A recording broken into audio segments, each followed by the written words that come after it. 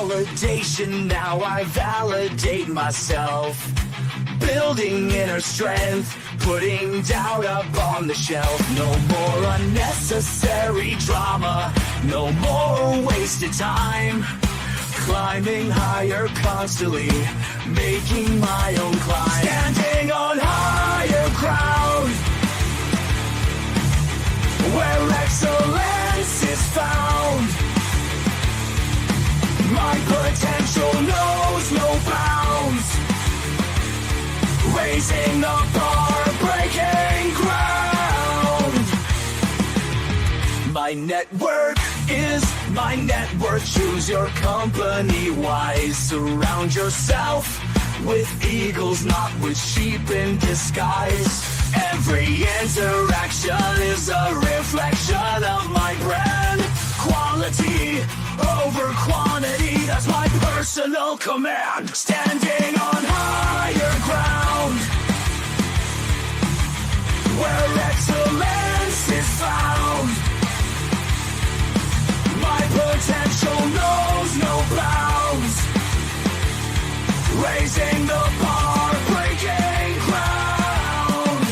Whoa. I'm not just living, I'm manifesting my vision. Cutting through limitations with surgical precision. My expectations are my compass, my respect is my shield. To mediocrity and chaos, I will never yield.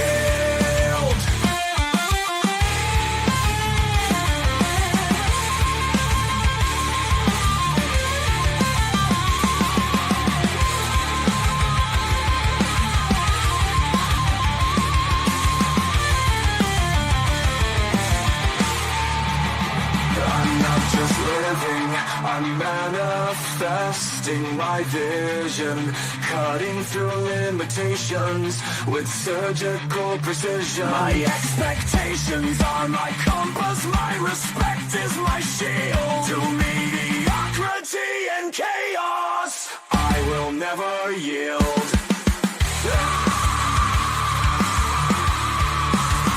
Standing on higher ground, where excellence is found. My potential knows no bounds. Raising the bar, breaking ground.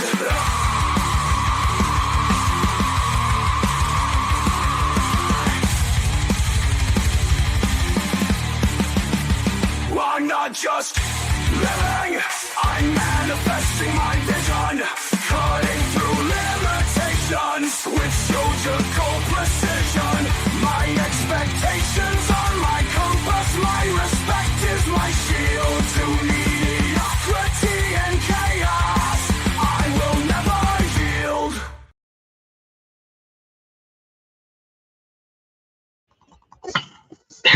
How y'all doing, ladies and gentlemen? Welcome to this.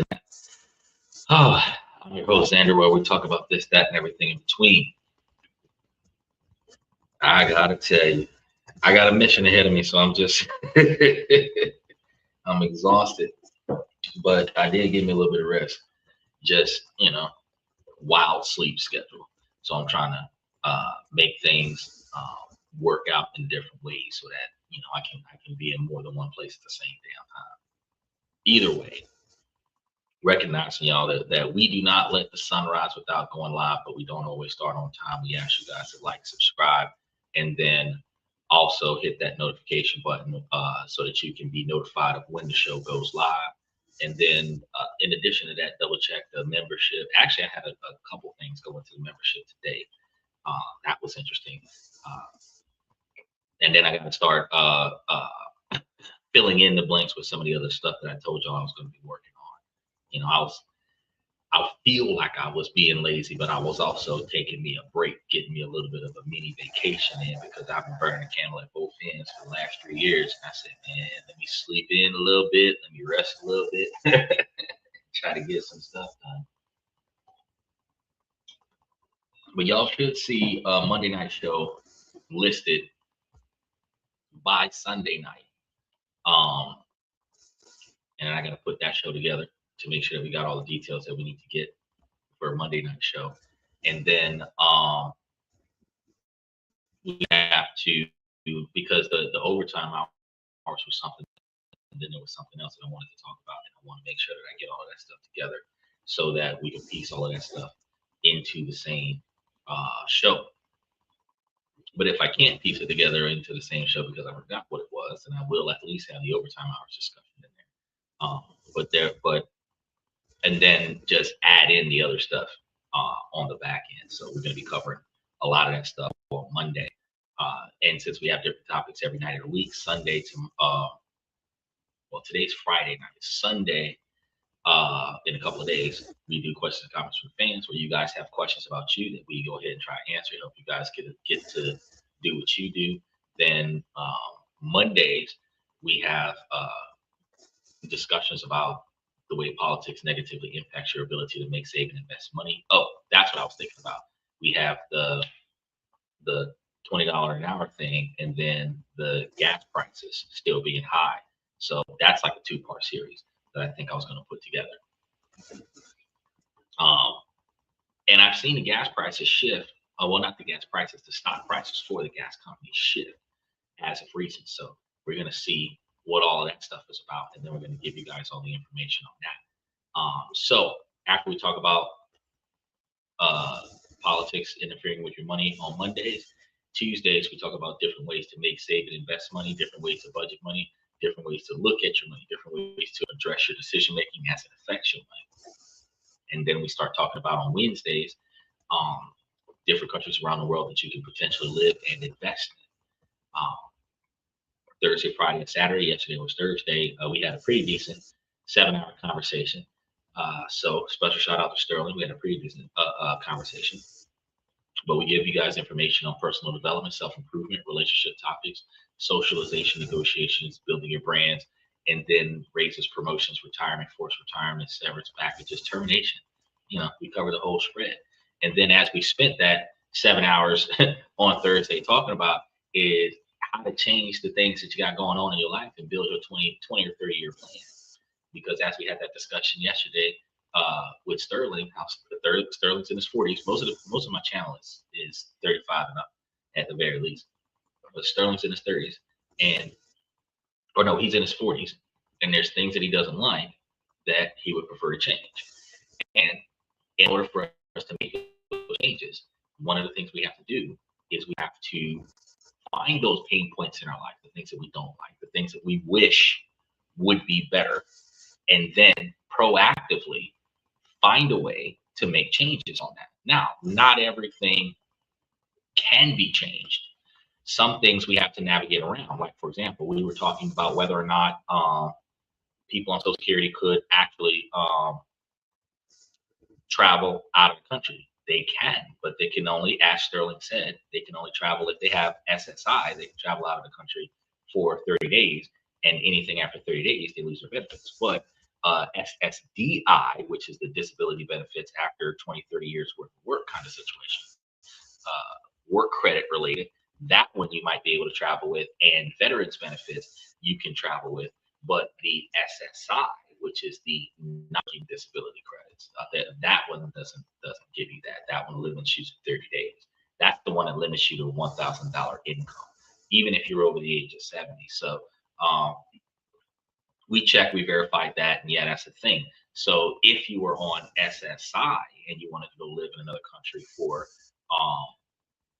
12 months, the problem with that one is that if you were gone for 12 consecutive months, they may not only stop your benefits, they may even terminate your benefits altogether. So if you wanted to go to another country with SSI, you would have to plan a 3-week vacation, 3-week getaway. Well, you could probably do a 4-week getaway, but if you don't want an interruption in your service, fly out on day 1 and you want to touch down on day 28.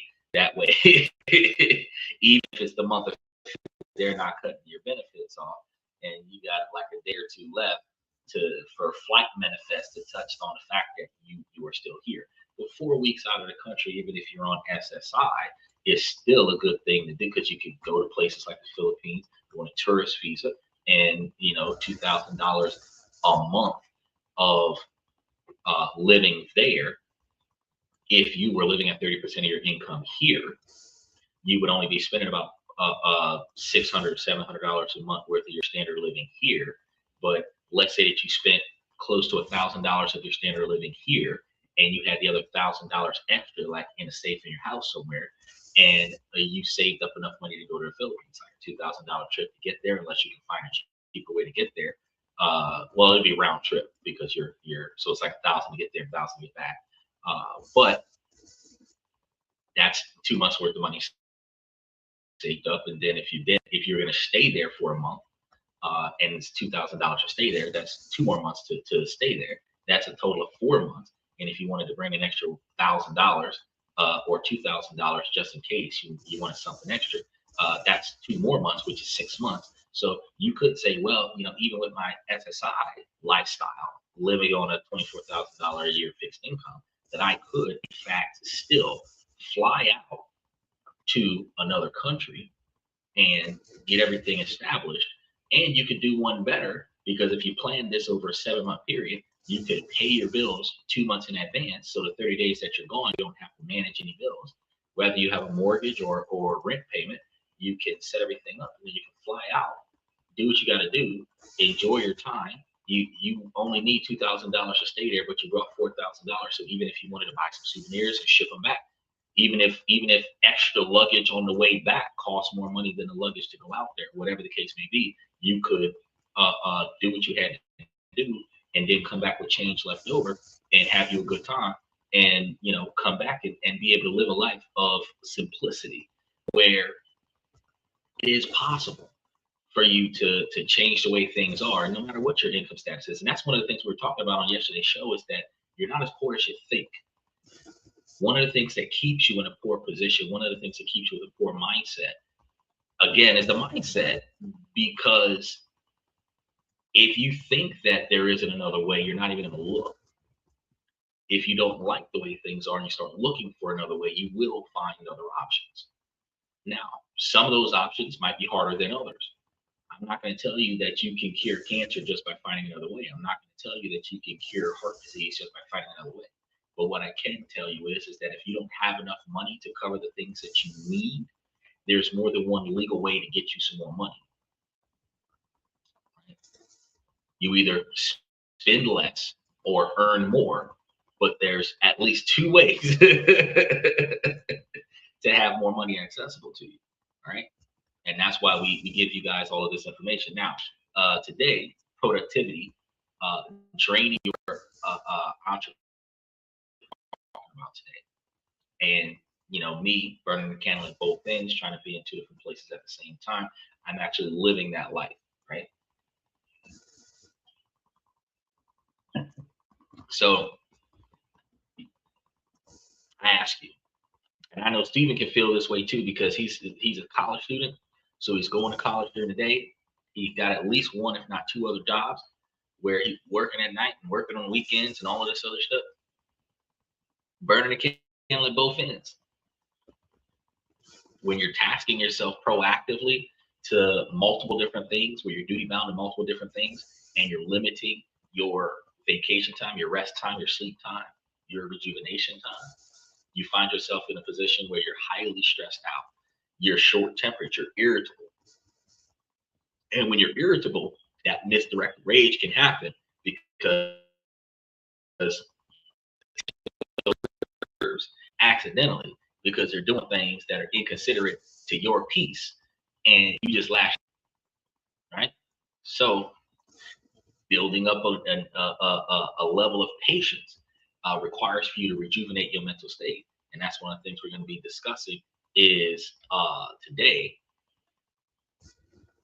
the issue of burning a candle at both ends, and what can you do instead.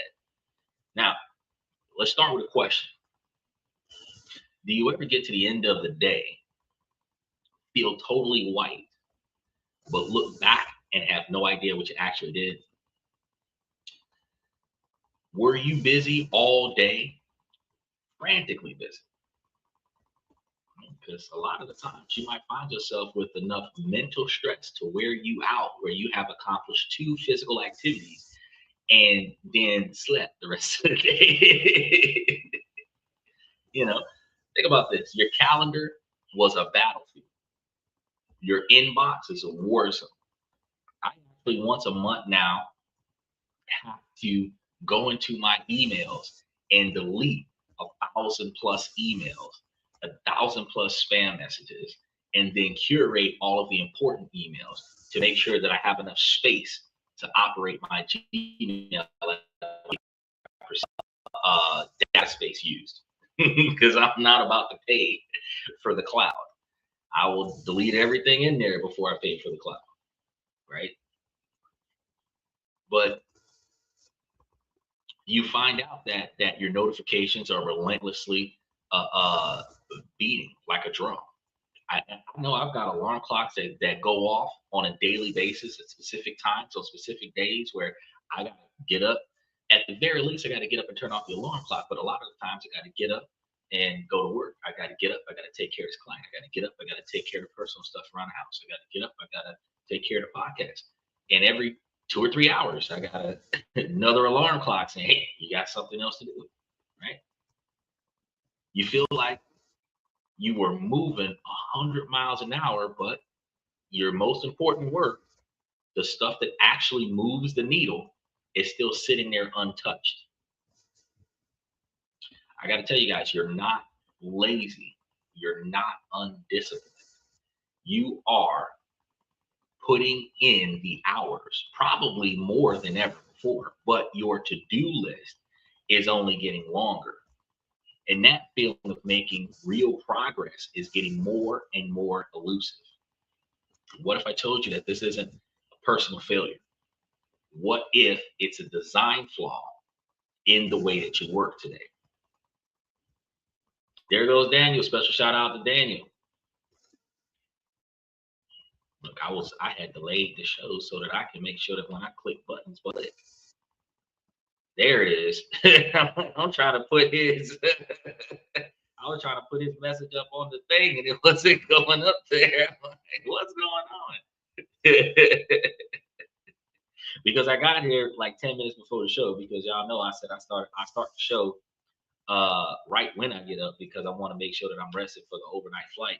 Because right after I finish with the show, I got stuff to do all night.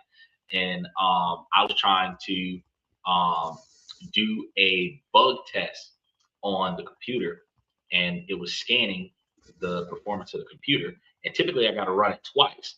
One, to get the stuff that was happening while the computer was on standby, because by the script and everything being set up, the computer's on standby. So what I have to do is hit play.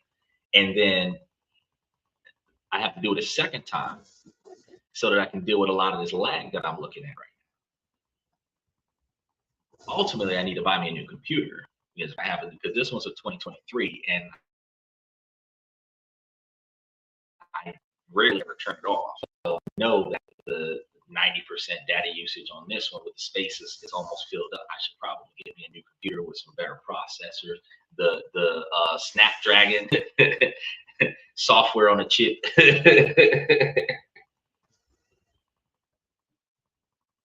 I should probably do that soon. I'm just trying to position myself in a way to make sure that happens, and I just haven't gotten that far yet. But when I do,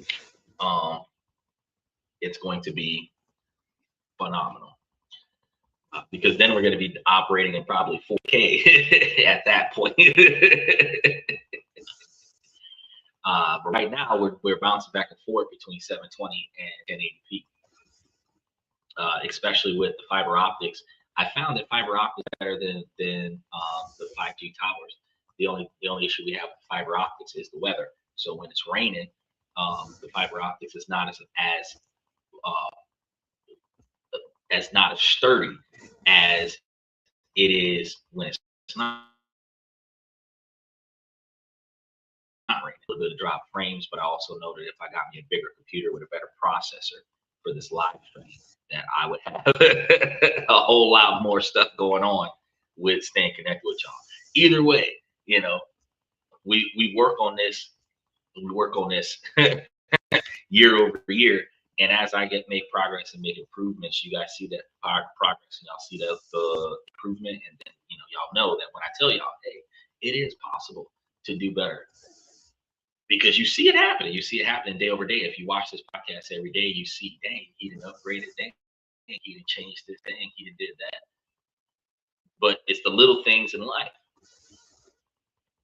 So with that being said, one of the things you guys got to realize, the truth is that a hidden cognitive tax that is silently stealing a huge portion of your effective time exists when you find yourself burned out by the end of the day and still not accomplishing all of the major things that you wanted to accomplish out of that day. Some analysis suggests that this drain can consume up to 40% of your productivity hours in highly fragmented work environments. Okay. This is called context switching, and it's one of the biggest, most underappreciated drains on performance in modern work. There we go. OG Kicks. Special shout out to OG Kicks. I'm trying to get it, y'all. I'm trying to get it. It is time, but I am trying to get it. I'll put him up here. Show it.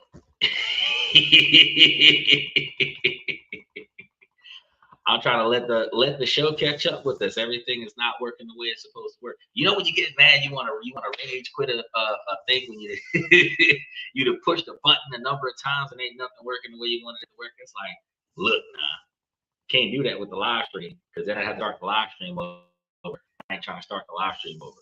But there we go. We're gonna get this. We're gonna get y'all to catch up.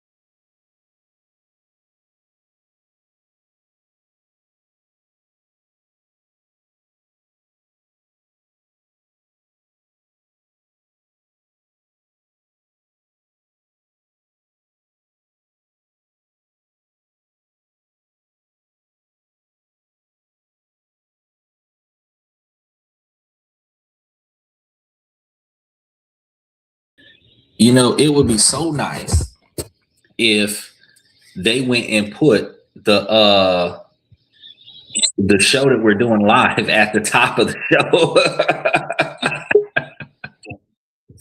So it's, as I told y'all, it was running a scan. I was trying to tell y'all it was running a scan, but what happened is that it then went through all the cameras, but it's still doing the background test, and it is interfering with our abilities. Let's see, that StreamYard is pending right now on the browser. Now we're in there. Lord have mercy.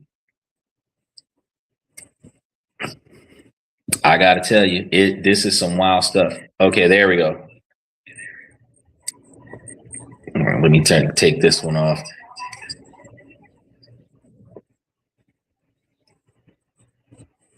All right, hold on a second. We're gonna wait. Where's the camera? Oh, we gotta push this button.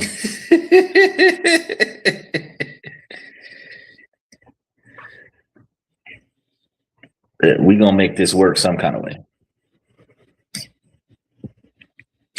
Okay, so while the lag is killing me, oh, it's saying device is not connected. Well, the camera is connected. Which one are we using right now? We're using this one. This is one of the things, like you said, well, back out and go back in. Oh, Lord. Probably got to hit the refresh button on the browser. I don't know. So we're going to get this going, and then we're going to get back into the main topic of the show. Yeah, we got to leave the studio. So while I try to figure out what's going on with that in the background, while I talk to y'all about the rest of the stuff in the foreground, this is one of the reasons why I said, man, I need to have me a second computer for this stuff, so that when I have one computer not doing what I wanted to do, I can have a whole nother computer already logged up, and we can just knock it out and make it do what it do. Anyway, back to the main topic here. So in the next hour or so that we're going to be going through this, I'm not going to just show you what context switching is. I'm going to show you how it has hijacked your brain and why it hits your productivity levels. Oh, look at that. Everything is slowing down, even the internet. Okay, there we go.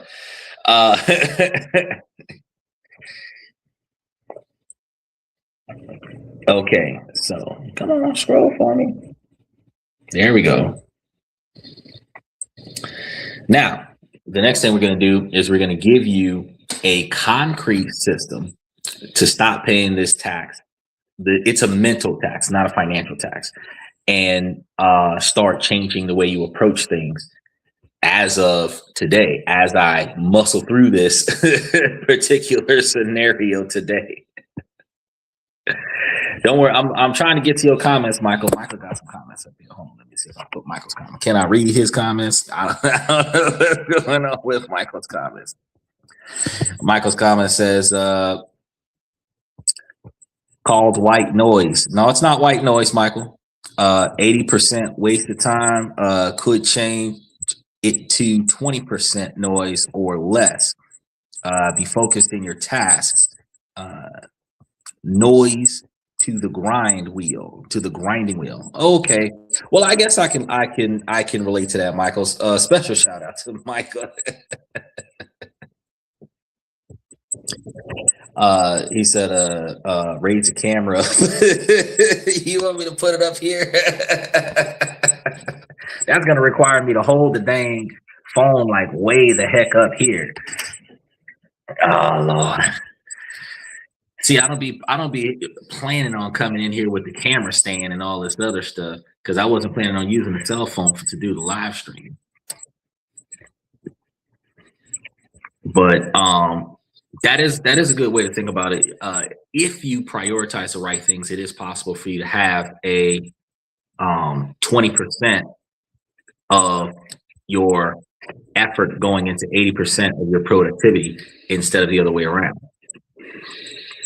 But also, we have to recognize that it's not so much white noise. It's activating multiple tasks at the same time and not finishing any of those tasks. And now you are mentally divided between all of the things you started without ever accomplishing anything. But we're going to be trying to get into that into detail. Oh, we got to go this way a minute. Let me try to move the camera the way where I can see me with it. And then there it is. All right. So let me see if we can move this up a little bit more. And you know what StreamYard should do, what YouTube does, is whenever a show goes live, that they should move it to the top of the list. That way you can find it, because with 200 videos up there pre-listed, I got to go all the way down to the bottom. It's one of the ones that I scheduled last month. I got to go all the way down to the bottom and then throw it in there. So be patient, y'all. We're gonna get this. We're gonna get this together. I started late because I was trying to avoid this technical difficulty, and I still got hit with the technical difficulty. And once we go live, I'm gonna stay in it. I don't really give a shit. I'm gonna stay in it. And I know somebody would say, well, you know, if you would have got up there an hour sooner. No, I don't know what it is with society, but everything ends up being bogged down. The system ends up being bogged down um, after a while, and it's usually bogging down right when we're going live. All right, so we got the camera, and why does it say device not connected? So it's not registering the mic and the camera. So it's a whole browser issue. That's a Google browser problem. Well, not much we can do about that.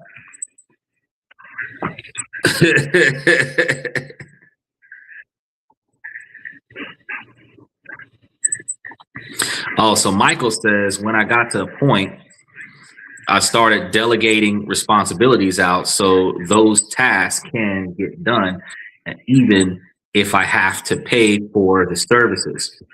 Okay, that's one way to look at it, Michael. Yeah, I've talked about that before as well on the show, that it is a good idea to delegate a lot of the responsibilities in order for you to make more time. And that's one of the things that the wealthy do, is they buy back their time by redirecting responsibilities to the help. All right, hold on, guys. I think we got it.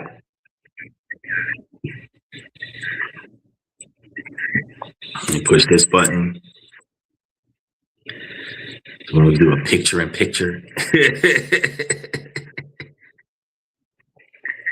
I'm trying to get this crack. There it is. There it is. All right, come on. Hey, it was up there. It was up there.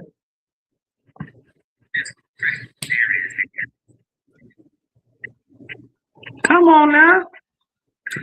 Web browser not doing what we needed to do now. It used to say, hey, how do you like our service? And I'd be like, it sucks because of stuff just like this. Got me paying for the service and then it's not working the way we wanted to work.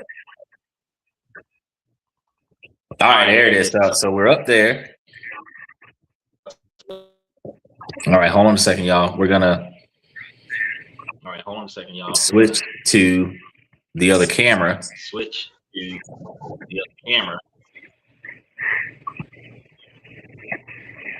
Let's see if we get the switch. And then switch off the other guy.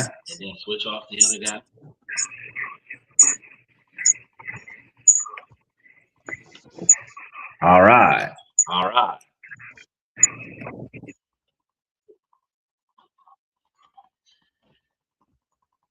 Turn that mic off.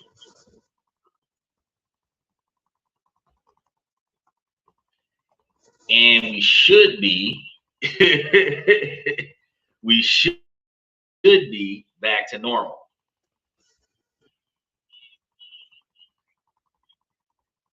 We should be back to normal. All right, Michael's asking me a question here. He's asking me, you know, that's wild because when I do it the other way, I can actually hear myself talk. That's annoying. Because it's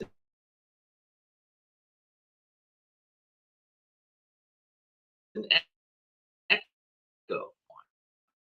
No, I don't have more than one technically. Well, I have this computer, and that's kind of it. He says, you need a gravel. I don't get it. No notifications on this one. Wow. Hey, we paused, man. Look, that's why we're having technical issues today. Steven wasn't here. No, man, I've had a technical issue for the last 5 minutes. So I actually haven't got. I'm like 4 pages in because I started trying to talk about the topic for today because we're talking about productivity drain, but the system went down, and when the system went down, I was trying to get it back up, it's been glitchy today. It's worse than what it's been in a while, and I was trying to get it back up, and I thought I had it working for us. Still a little bit sluggish. I'm still looking at drags in the frame rate right now, drop frames and stuff. So you didn't miss much because the live is kind of distorted today, and I don't understand why that is. Let me put this on the main screen because it's supposed to be on the main screen. It's got me on like a sub screen thing. They got a whole silhouette around me and shit. There it is. All right, front screen, front and center. So I'm gonna try to do this,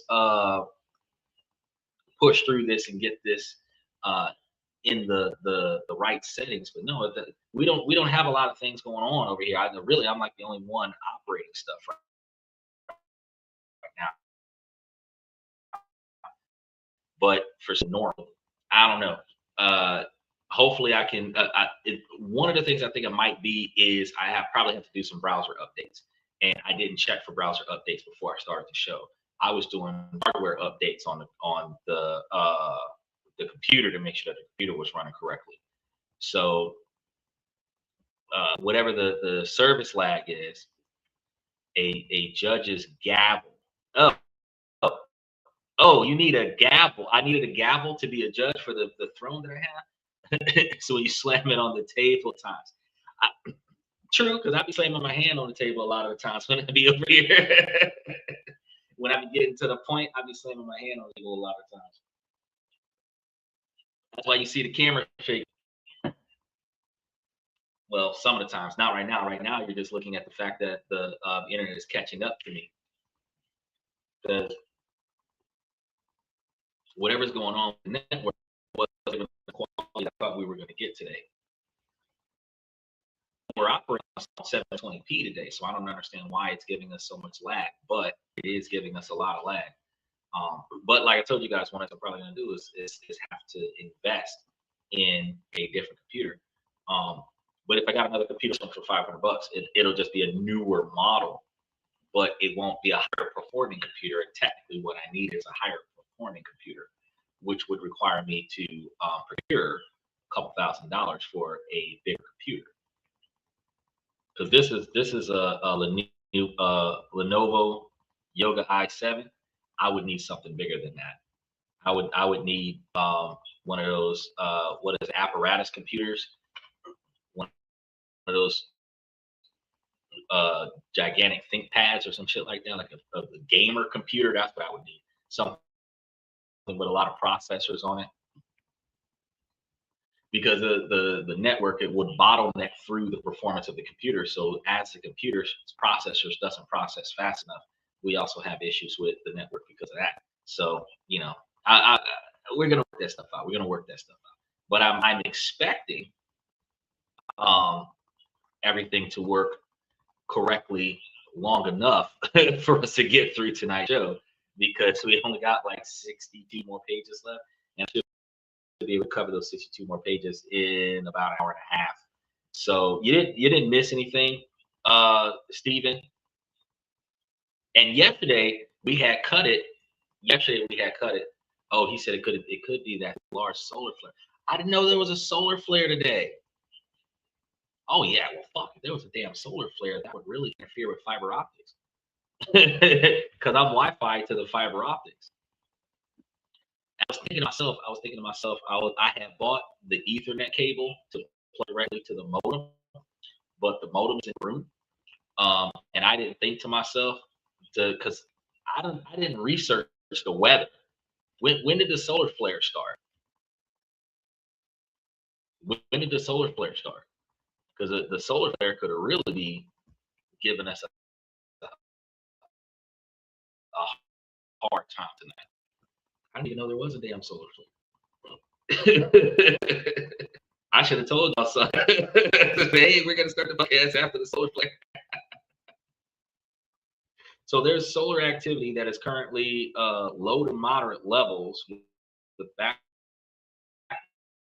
X-ray flux in the C-class range, and that is in fact the likelihood of the M-class solar flares are at around 50% and strong X-class flares at 10% due to the magnetically complex sunspot region located somewhere wild. What's going on? Drivers are going to be the activity from the sun. When? Let's find when is that happening. I didn't know that there were solar flares today, y'all. So activity is going to continue through June 28th as highly unstable sunspot regions. So it starts.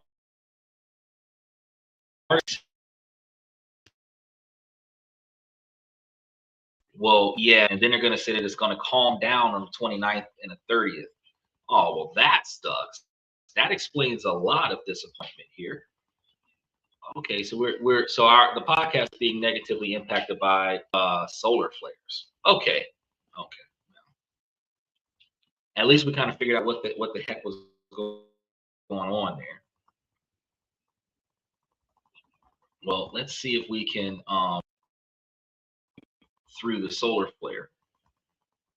I might have to do the whole damn show from the cell phone, since the solar flares is going to interfere with the actual primary show, the main thing here.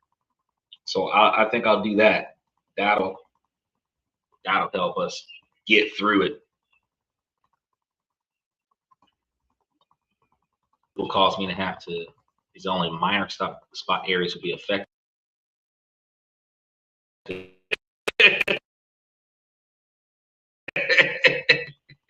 We're affected today because I'm trying to run the show and the shit's not. All browsers on the back page ain't like we're affected today. I'm sitting over here trying to scroll up on a script that I did for the day so we can get through the day's information, and it ain't moving the way we wanted to move. We're affected today.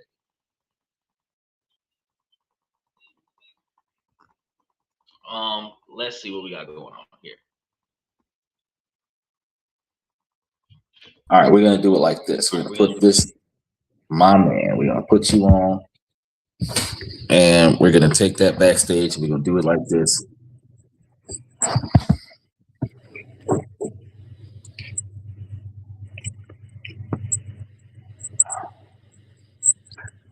And then we're gonna set down. Steven got notice. All right, what's your? See, I got to zoom in on everybody's comments now so I can read your comments. The solar flares are affecting my ability to get the information I need to best make, save, and invest money. Oh my goodness. All right, so there it is. I'm sitting over here looking like the browser completely shut down. He said, do you have any aluminum to wrap your hand with? No, I don't have any aluminum to wrap my hand with. I have never experienced a solar flare before. Well, I mean, I may have experienced a solar flare and not noticed it, but I have never had a solar flare negatively impact my performance before. So we're going to go ahead and do it like this, because if we do it like this, we'll be able to survive the night. And I just have to kind of like wiggle around for the comment section and everything. So we're going to get through this. But Steven, you didn't miss out on much, because like I said before, we were distortedly interrupted.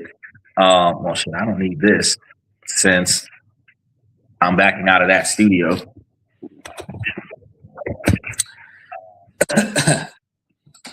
You didn't miss out on any information about making, saving, and investing money, because we were struggling with the okay, so I can close that out. Maybe if I close that out, that'll save some of my processing speed and allow me to speed up some. And Michael said, bring it up to your face. Bring it up to your face so we can see your face. All right, we're gonna bring it up to my face.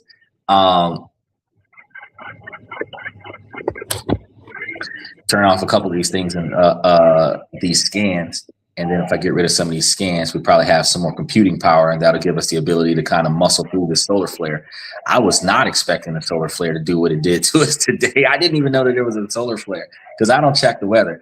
I know what the weather looks like when I walk outside. I know. I don't get dressed for the weather gets dressed for me. So when I go walking out, yeah, and the computer is still scanning. It didn't reach capacity. So let's go ahead and turn that scan off. Cancel the scan, and that'll give us more computing power, because I had a secondary scan going, but it's not. If we're dealing with solar flares, we don't need to deal with that scan right now. So context switching, that's what we were about to talk about when Stephen jumped into the show. Context switching. Now, exactly what is that? What exactly is context switching? Well, the term comes from the computer science field, describing how a single processor juggles multiple tasks. That's what context switching is. Now, in the human world, it's the mental cost that you pay every single time you shift your attention from one unrelated thing to another, which is something that we deal with on a regular basis. Now, let's be crystal clear. This is not the same as multitasking. In fact, for any task that requires real thinking, true multitasking is a neurological myth for the vast majority of people.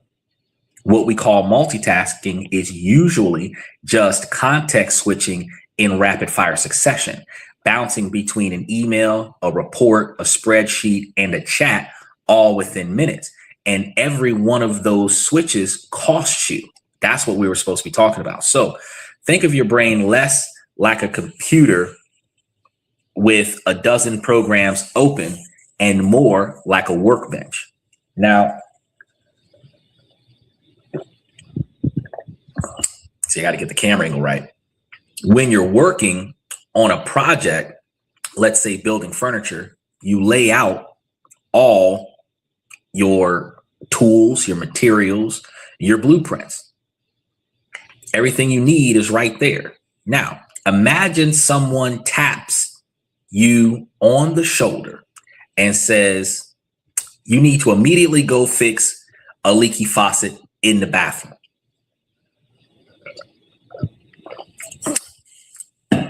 Regardless of what you might believe, you can't just instantly start fixing the faucet. First, you have to carefully put away your work tools so nothing gets lost. You have to walk to that bathroom, figure out where the leak is, and then find a whole new set of tools, the wrench, seals, buckets. You have to load a completely new mental model. Then when you finally get back to your furniture project, what happens? You don't just pick up where you left off. You have to look at the blueprint again and find your place. There's Jesse Talks. Special shout out to Jesse Talks. How you doing, buddy? Man, we're dealing with the solar flare today, so we I'm struggling with the live today. But it's good to see you, man. There's been a lot of, man, you missed out on a lot of wild stuff we were talking about with politics on the last 3 Mondays. This particular Monday, we're going to be dealing with the discussion of the overtime hours. And I'm trying to think of the other thing that we were talking about. Oh, the gas price is not going down after the Strait got open and the oil is starting to flow again. So we're going to be doing like a combination of discussions with the way that things have settled down, but prices have not. And then the projection of the claim that they're supposed to be switching full-time work to 32 hours a week instead of 40 hours a week, if that's true, and how that would work out for those individuals who are working, what do we got going on right now, like 55, 65 hours a week. That would be putting a lot of money into the pockets of the poor. But like we discussed for the 7 hours or 7.5 hours yesterday, is that the more money you put into the pockets of the people who don't keep money in their pockets, the more money is going to go back into the economy, which is going to stimulate the economy and progress inflation.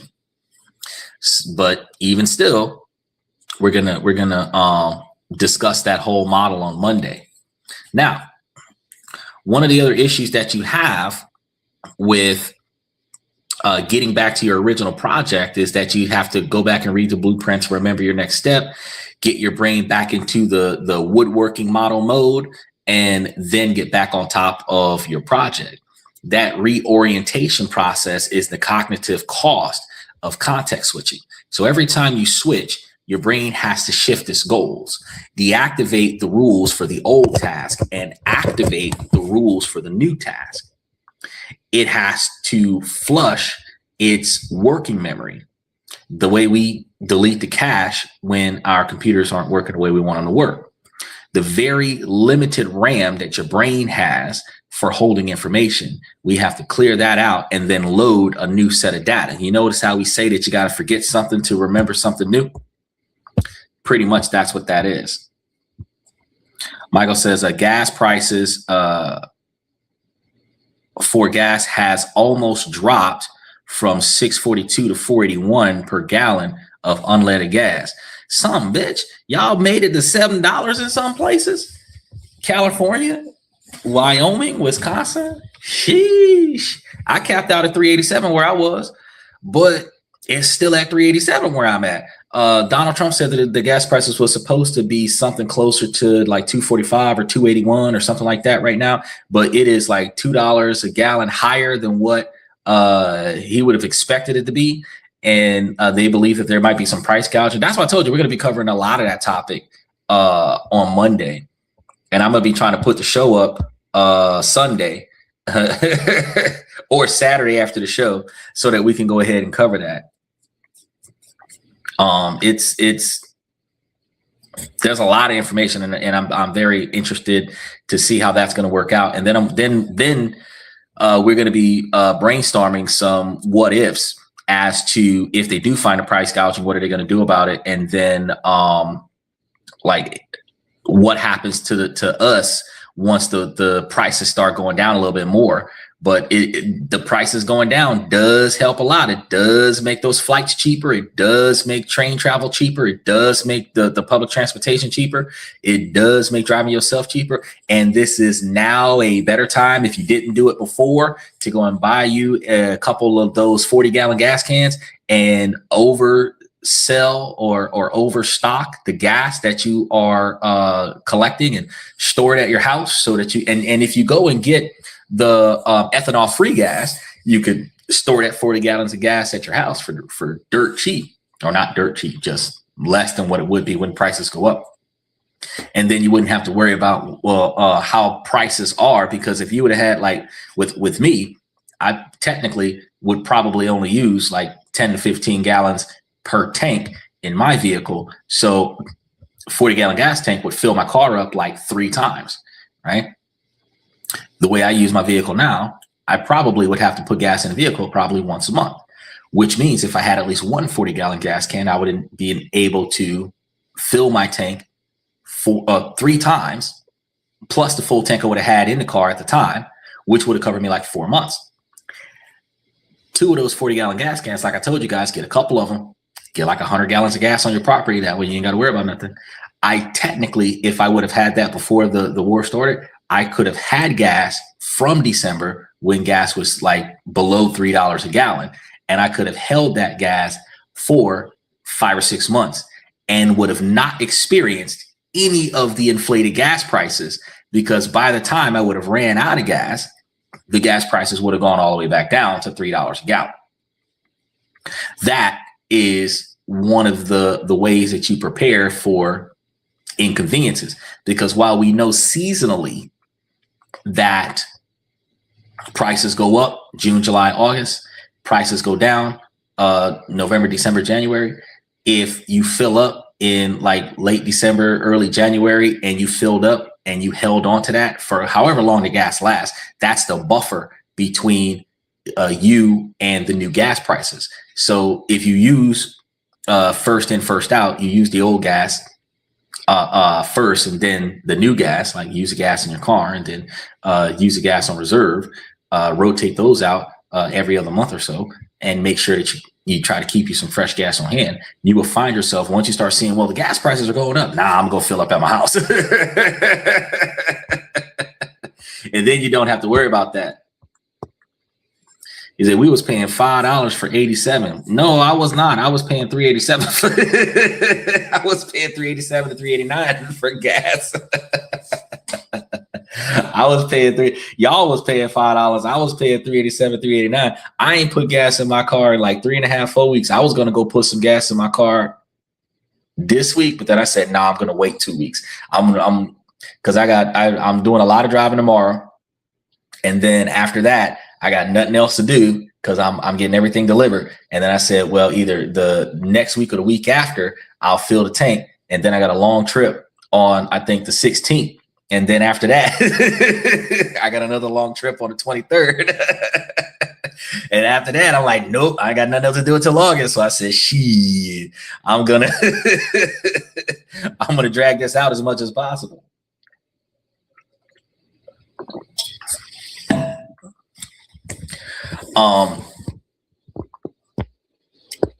Okay, and Michael's got something here. Michael says, just buy a tanker truck of gas. Well, see, in order for you to buy a tanker truck of gas, Michael, because I know you being funny, but that's unrealistic, because in order to buy a tanker truck of gas, you would have to first buy a tanker truck. A 40-gallon gas can can be anywhere between $150 and $250 for a 40-gallon gas can with the pump and everything on it. And if you got two of those, you'd be spending like $500 to store gas.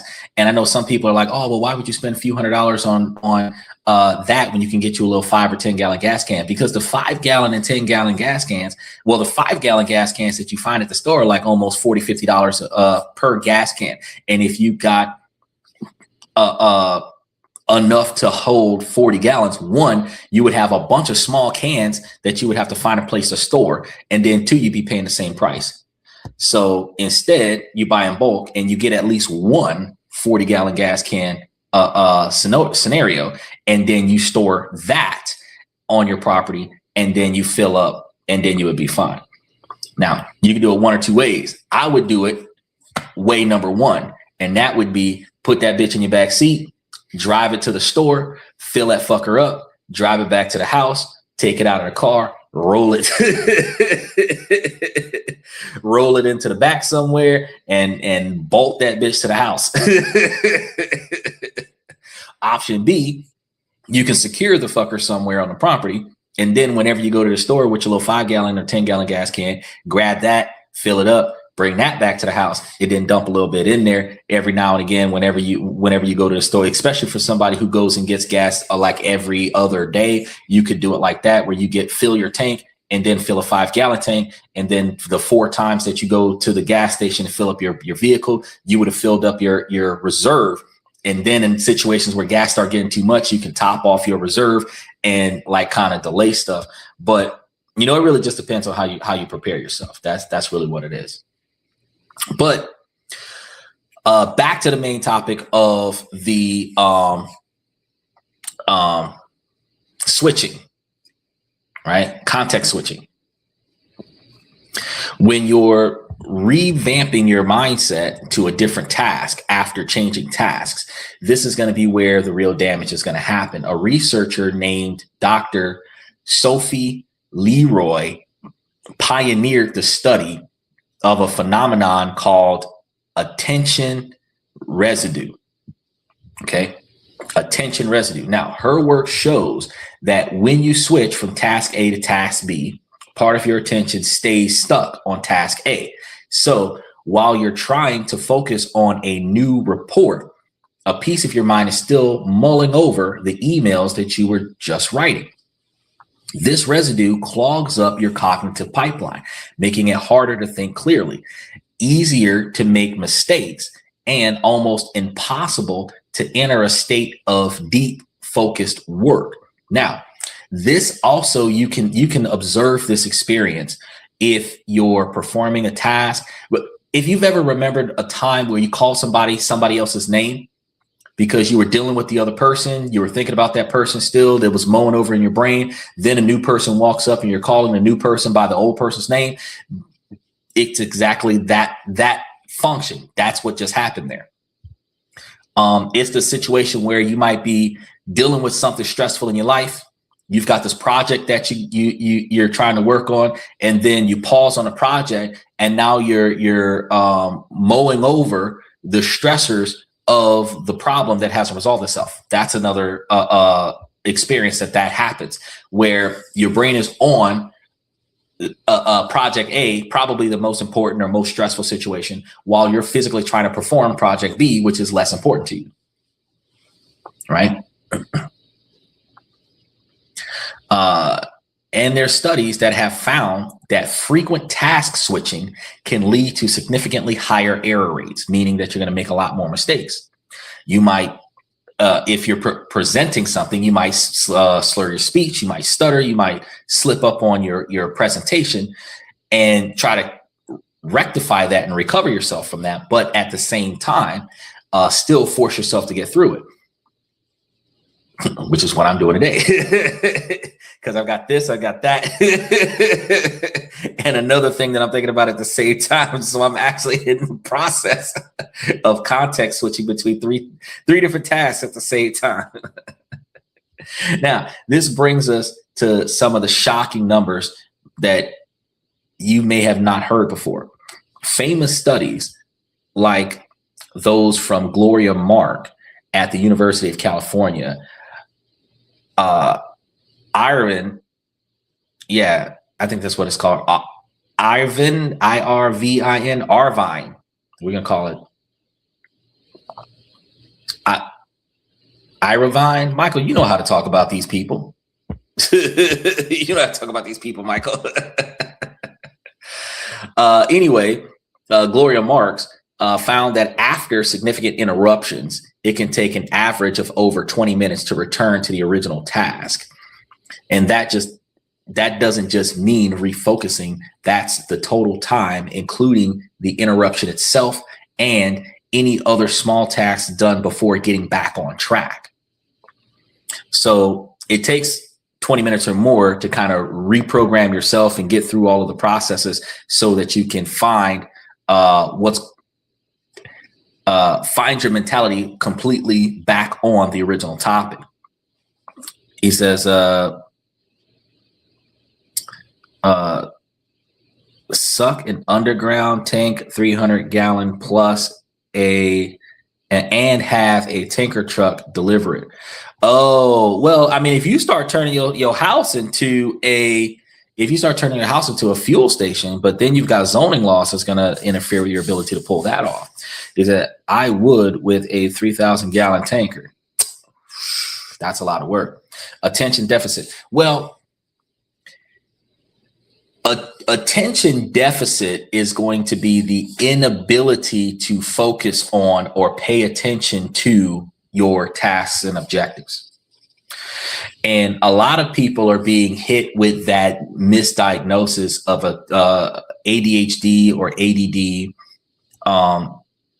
when they are in the capabilities of a high hypervigilance, meaning that your head's always on a swivel. You're always paying attention to multiple things at the same time. You're capable of applying yourself to multiple things at the same time, yet you are not necessarily with actual attention deficit disorder, just your capabilities to perform with limited focus on more than one thing, right? So people who doom scroll on TikTok, it's 1 minute reels on a regular basis more often than not, which trains your brain to only focus on a specific thing for 60 seconds. and it can trap you to 60 plus videos an hour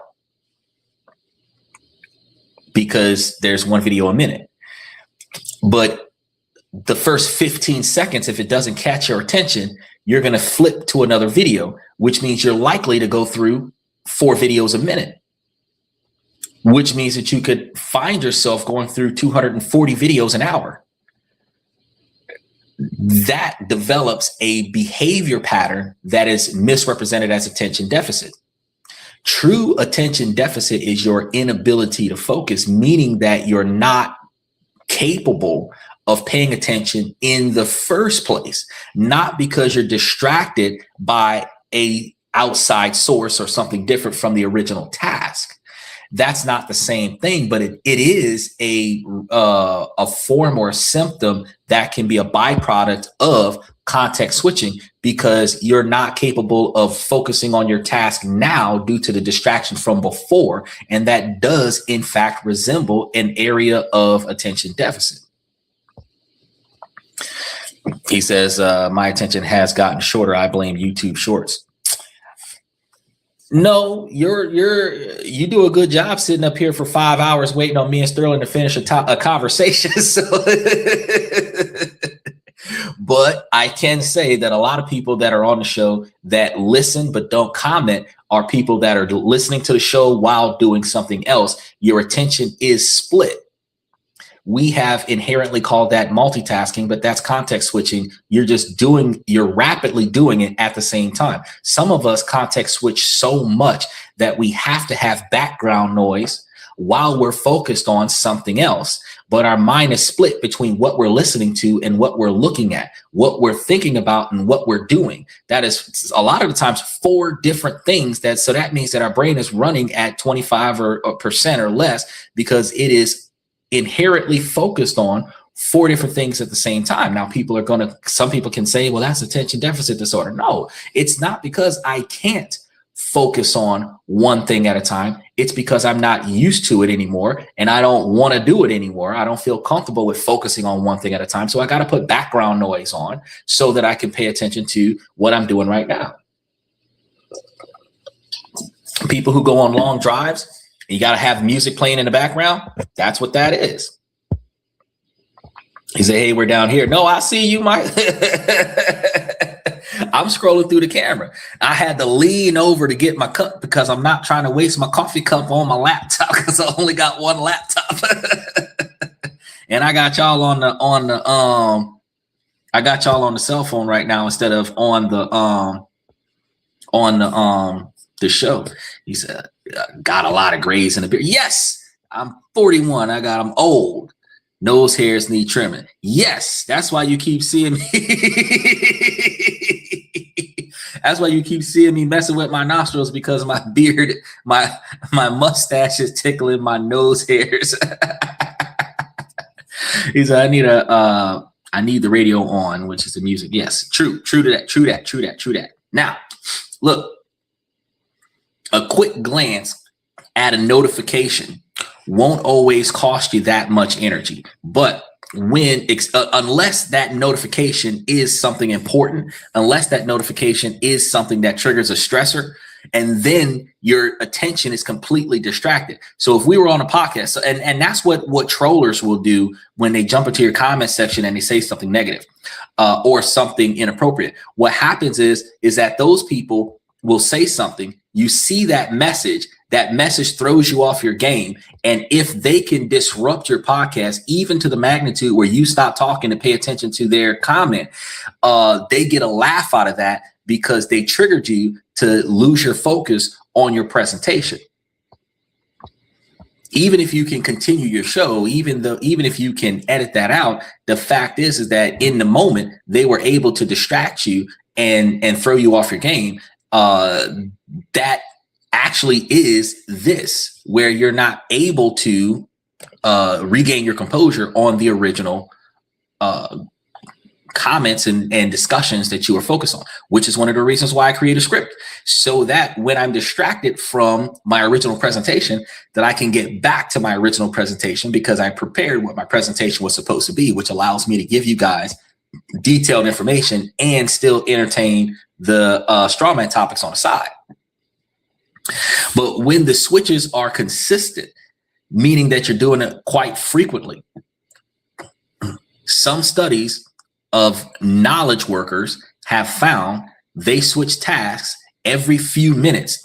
In this dynamic, the cumulative effect is devastating. That's how some analyses arrive at the staggering estimate that chronic context switching can eat up about 40% of your productivity time. But here's the most insidious part.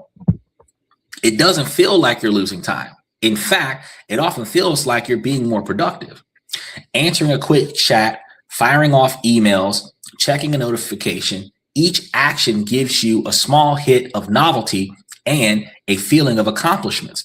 Your brain gets a tiny reward for being responsive.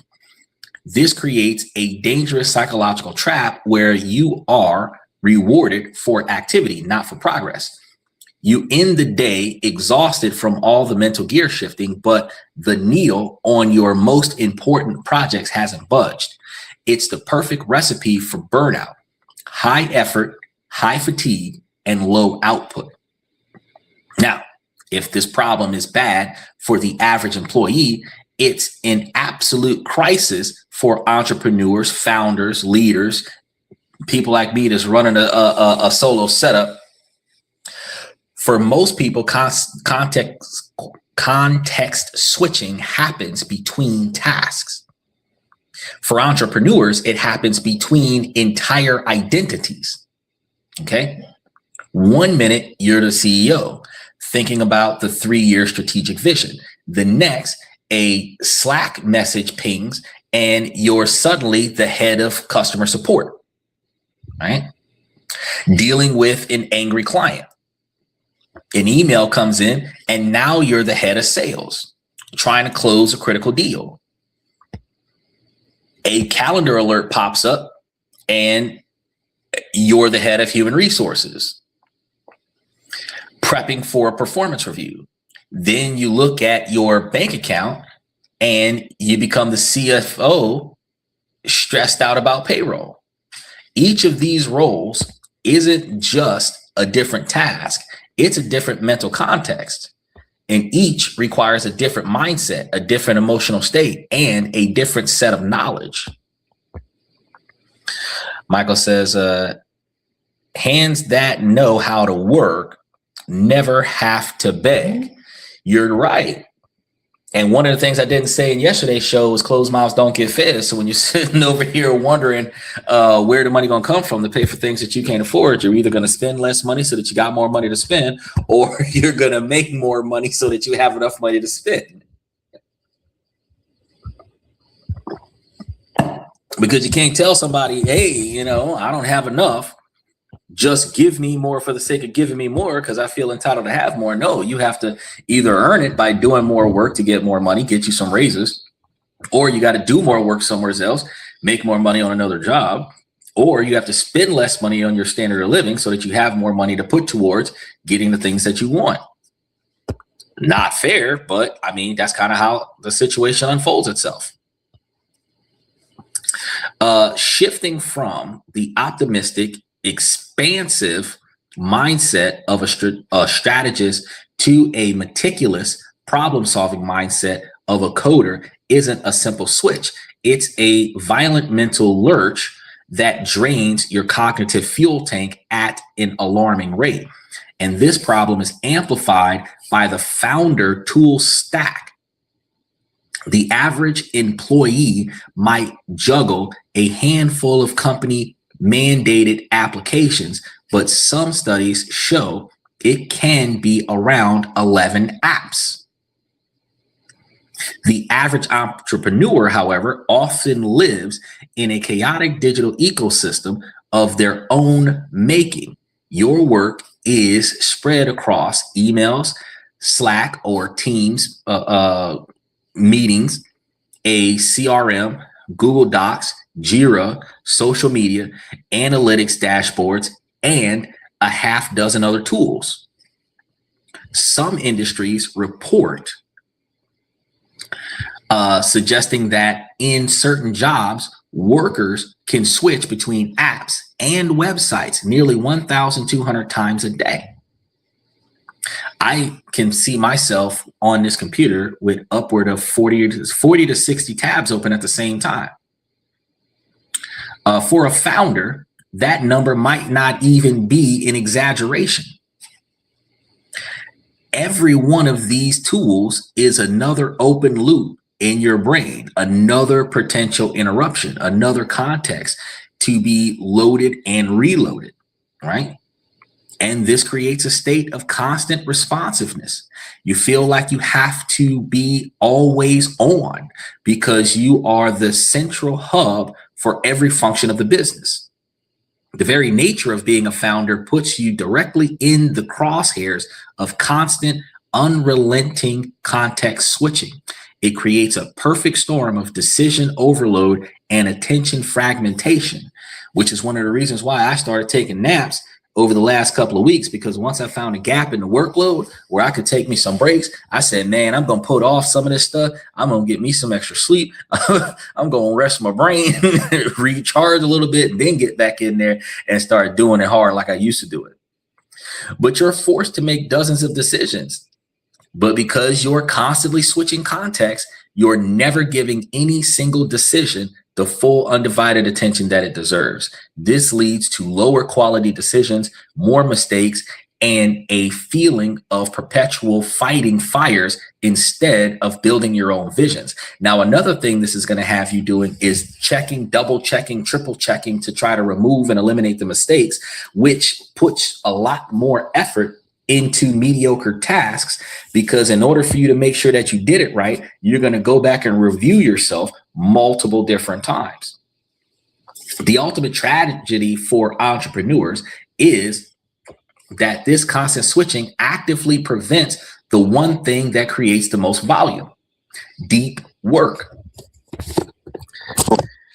Breakthroughs, strategic insight, creative solutions.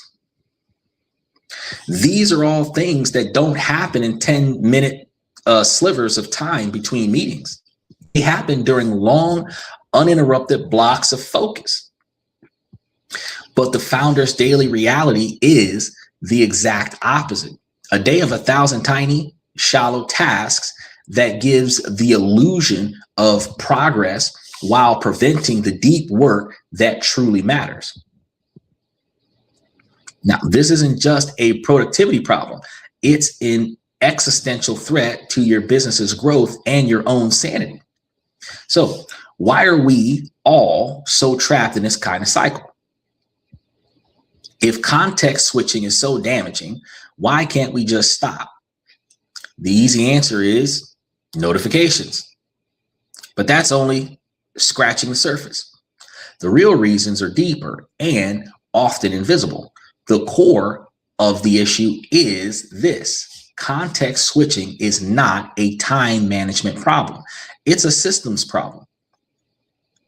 So here are 9 hidden causes silently fueling your switching habits so that you can kind of understand why we do this. There's the schedule vacuum. And this is going to be what happens when you finish a task and don't have a clear plan for what's next. You find yourself in the void, even for just a minute. What do? You reflexively open your email or check your phone. You're not looking for anything specific. You're just filling the vacuum with the easiest activities available without a strong intention. And your brain defaults to reactive switching. The second thing, waiting for others. This is one of the most common triggers. You've hit a roadblock. You need feedback, a file, or a decision. You're blocked. That waiting time feels like a free pass to switch tasks. You think, I'll just answer a few emails while I wait. But this productivity becomes a filter that shatters your focus. So When the info you need finally arrives, you have to pay the full cognitive tax to get back into your original task. And one of the ways we do that is we tell our friends, let me finish doing what I'm doing and then I'll get back to that, which delays the thing that you were waiting on.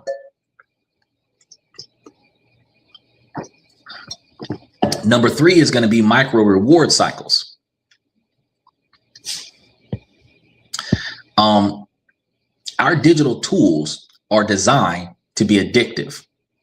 Every notification, every new email is a variable reward. You will find that if you have YouTube notifications turned on and you have multiple different podcasts or multiple different shows, channels that you have subscribed to over the years, you will find that you'll get a notification from each one of them. You will also find that YouTube ads will have them send you notifications for other shit that you weren't interested in. They'll send you similar notifications for content that's related to the content that you've been watching, even though you don't care about that, but you're getting a bunch of notifications. If you're in a group chat, you get notification every time somebody sends something to somebody else because you're in the group.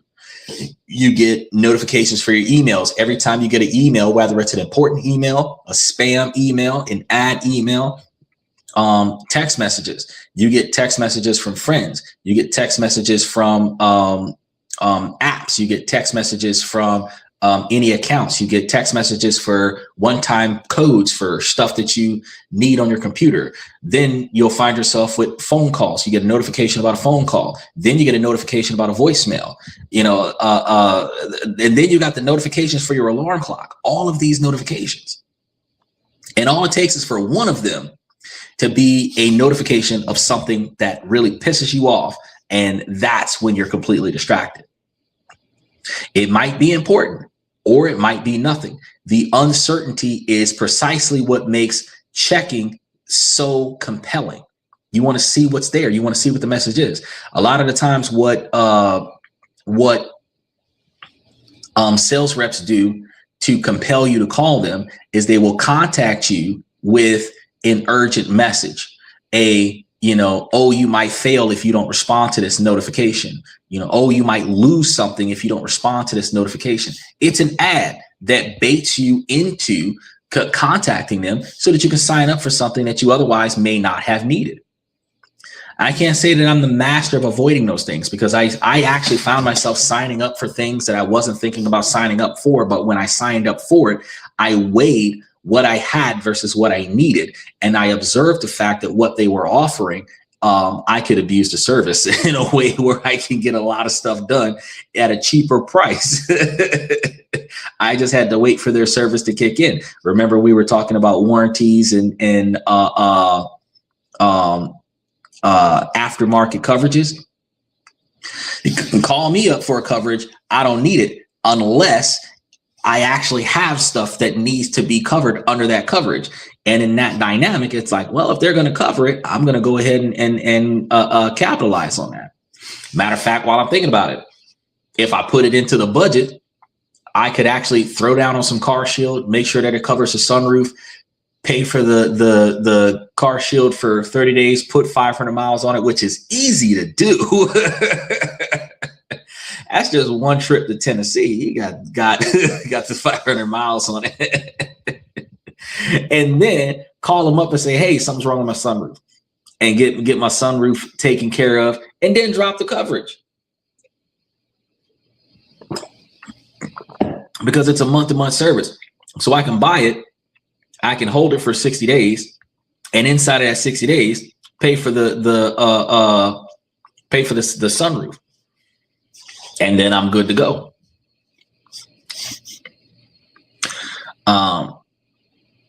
Now, when it comes down to checking all of these messages with context switching, it's not a simplistic dopamine loop that we would think like we get from the reward center of all of the little mini quests on a video game, but a powerful behavioral habit that runs on autopilot. You switch not because you need to, but because your brain has been trained to crave the small, unpredictable rewards of checking stuff.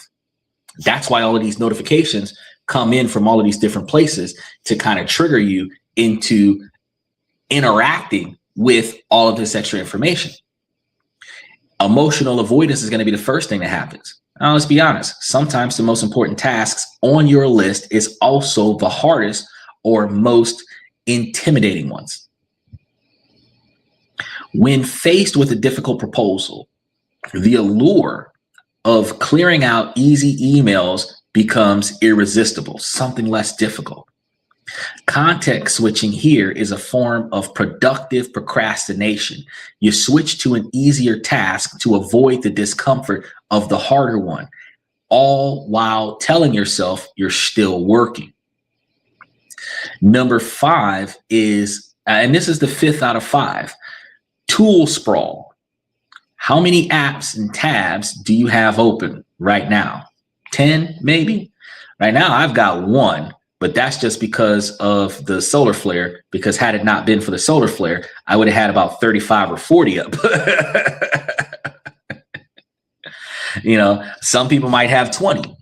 Modern work is spread across an ever-growing number of platforms. You have one tool for chat, another for projects, another for documents, and each of these tools is a separate context. Just moving information from your email to your project tool is a context switch. Copy and pasting effort is a context switch, forcing you to be a human API that connects all of them together. Another one is synchronous culture residue. Synchronous culture residue. We live in a world that expects instant answers, okay?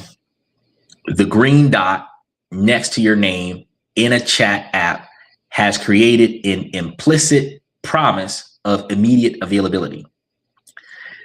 This culture of synchronous communication means other people's priorities constantly become your interruptions. You switch context because the culture has taught you that responsiveness is more valuable than focused progress. Identity fragmentations. That's going to be another one. I said 5. Apparently, we're going to 10, but we're gonna keep going here. This is the entrepreneur's curse that we had just talked about, but it applies to many roles. You aren't just one thing. You're a manager, a mentor, a strategist, an individual contributor. Switching from manager mode to deep work mode is a significant mental shift. And our work days often force us to make the switch dozens of times without any transactions. You see what Michael got going on. I got to pay attention to the comment section down here at the bottom. Oh, I already read that. I was over here like, Michael giving me some new information. No, he's not. I think Michael took a nap. Either way, we're going to keep going. Number 8, apparently, we're on status seeking and over visibility. In many work environments, especially remote ones, there's pressure to be seen working. The fastest way to do that is to be constantly active on chat, responding to emails instantly, and commenting on documents. This behavior isn't about productivity, it's about performing productivity. It's a form of status seeking that incentivizes context switching over quiet, focused work. So if you're on a job and you are, look at that, it is saying restart. Lord, I'm not going to do that. I'll restart it after the podcast. But if you are on a job, you're working at your desk, you're working abroad, or you're working from home, boss sends a message in the employee group chat, you stop what you're doing and you get in the message and respond to the boss so that the boss knows that you're at the computer working, right? Now, in contrast, if you were in person on a job site working, instead of the boss sending you an email to see if you were working, the boss might pass by your desk to see if you're working. Pass by your desk, look at the computer, see what's on the main screen. If you were focused on your work instead of focusing on your boss passing by, then you could get your job done. But because we're more socially distant now, through the progression of being a digital nomad, we find ourselves having forced check-ins now more than ever. Now, skill gaps. This is going to be another one. This one wasn't even expecting. This one is subtle but powerful. And you start a task, but you hit a point where you don't know how to proceed, or you're tired of this task and you don't want to continue on it for a moment. You want to break from it. Maybe you lack the technical skills or the right information. What do you do here? You switch to research mode and you fall down a rabbit hole, or you just jump to another task to avoid feeling incompetent. Instead of just stopping what you're doing here and just saying, I don't know what to do and I'm not going to do anything for a while, I'm going to linger on this, you actually start doing something else so that you can find yourself productive throughout the day without accomplishing your major priority goals. The root cause isn't a lack of focus. Like I told Michael earlier, it's not ADHD or ADD. It's, in some situations, a lack of skill or knowledge that forces you to switch from the main topic that you're on to something else. Now, before we get into fixes, let's take a second to think, which of apparently 9 causes that hits you the hardest? Is it the schedule vacuum, emotional avoidance, or the pressure to be consistently visible? Make sure that you let me know in the comment section as we continue on. Recognizing your root causes is going to be the first step, and it's going to help you and us see that you are not alone in this, and we know that there is another way for us to get through this. And this is the part that everybody, including Stephen, came to see. So make sure that you guys mash those reaction buttons and hit those notification buttons for the rest of the week, because we've discussed the disease and identified the hidden causes. Now it's time for the cure. And the cure is not to try harder. That's not going to help anything. The solution is to change the system. It's about creating an environment where focus is the default and context switching is the deliberate exception. So here's going to be 8 unorthodox tactics that you can implement today. And I'm going to be making a list of these, and I'm going to be putting these in the membership probably tonight, if not tomorrow, where you're going to start seeing this, where you can utilize this information to reassess how you focus on different tasks, whether it's at the job or at the house, interactions with people while you're driving your car. Just take this information under consideration and reevaluate how you approach objectives in your life. First step, first things first, implement hyper-structured days and role theming. Basic time blocking is a start, and I've given you that information before. Get you a calendar. Oh, actually, I told you before, make a list of all the things that you want to do, get you a calendar, and then label 2 very important things that you want to get done, and label 3 things that you would prefer to get done that you don't have to do today, that you can do tomorrow, and prioritize trying to get at least 1 of the 2 major things and 1 of the 3 minor things done, where you have accomplished no less than 2 things a day, where you will find that all of the stuff that you listed, it may not be necessary, but it is bogging down your mental observation of productivity, right? Time blocking is a start, but it's still going to be a fragile scenario. A single meeting can shatter your perfect day. And one of the reasons why that's going to shatter your perfect day is because if you're looking at, one of the things we do is we block out time in an insufficient fashion. If we know that a meeting only takes an hour, we're only going to block out an hour. We don't block out the 10 minutes it takes to get to the meeting from our desk. We don't block out the 10 minutes it takes for us to go to the bathroom after the meeting. We don't block out the 5 minutes it takes to get back to our desk after we go to the bathroom, which ultimately is 25 extra minutes on top of the meeting. And then if you need another 5 minutes to get set up after that, you're looking at an hour and a half time block for that particular meeting. But what if that meeting runs over? If you book something immediately after that meeting, not giving yourself the buffer between the last task and the next task, now you're pushing everything back, and this causes an unnecessary level of stress. So take it a step further with themed days. Instead of trying to be a CEO, marketer, and coder all in one day, assign a dominant role to each day. Monday is for deep project or deep productivity work.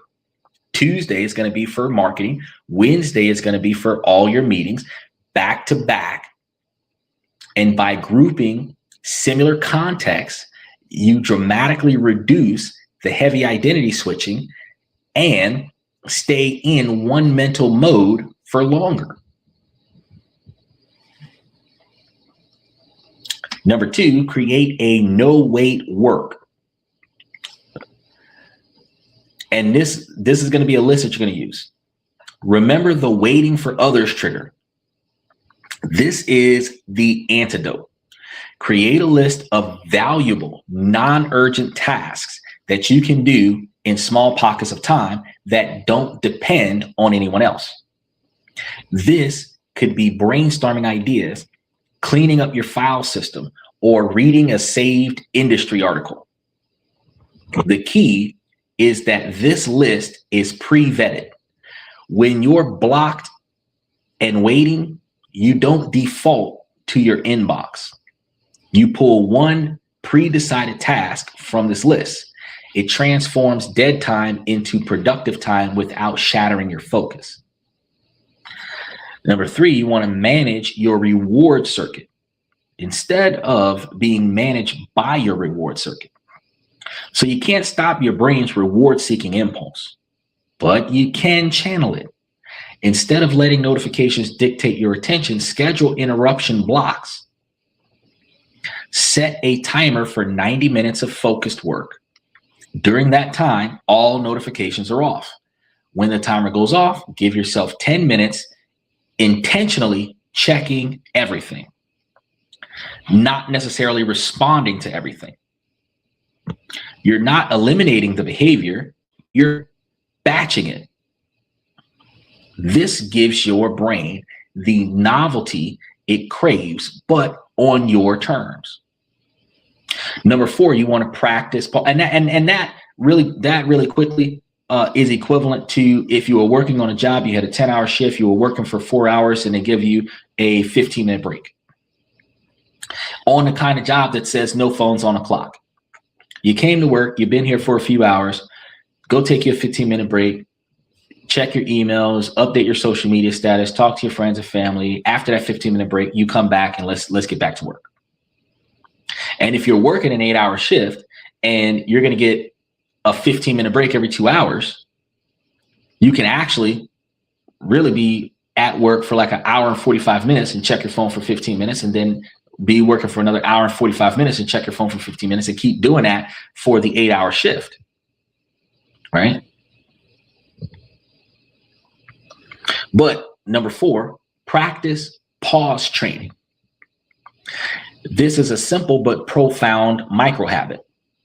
The impulse to switch is often unconscious. So to break the cycle, train yourself to pause for just 3 seconds before you act.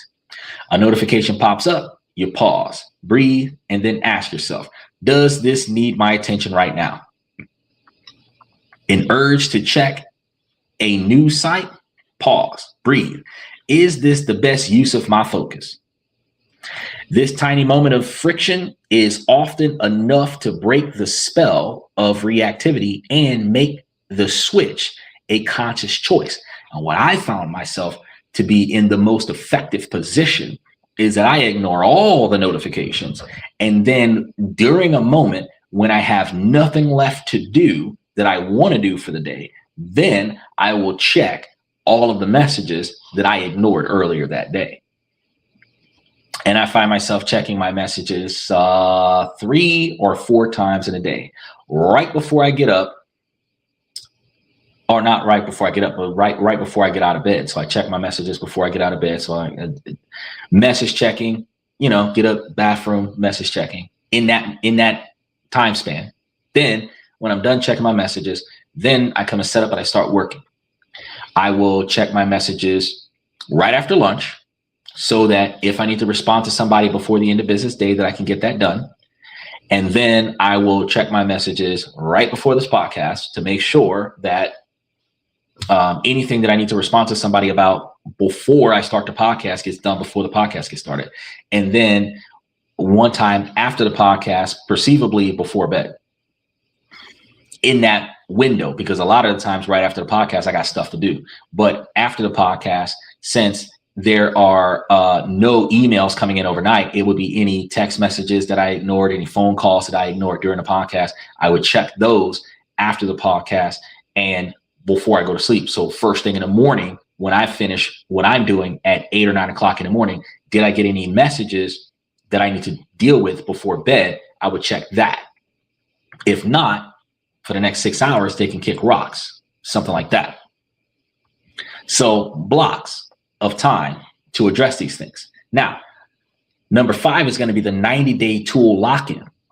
And this is going to be one of the radical ones. Audit every single app and platform that you use. And you want to be ruthless about this, okay? For the next 90 days, commit to using the absolute minimum number of tools necessary. You can actually force quit a lot of the apps that are operating in the background, which would allow you to have less stuff running.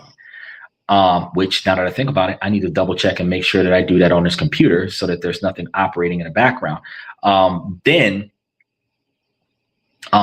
clear the cache on anything that you are not using or something that you haven't used in a while. And then you want to go through a lot of them that you haven't logged into in a few weeks or a few months or however long.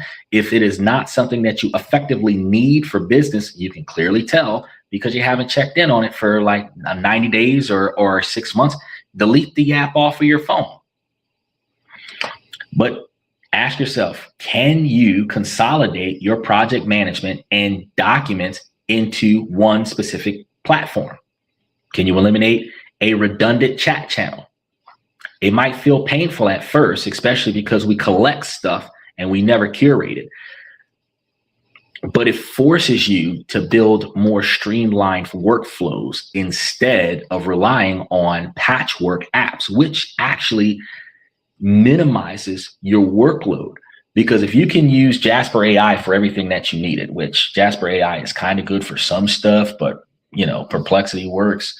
A lot of people are using ChatGPT. vidIQ is fantastic for drafting documents.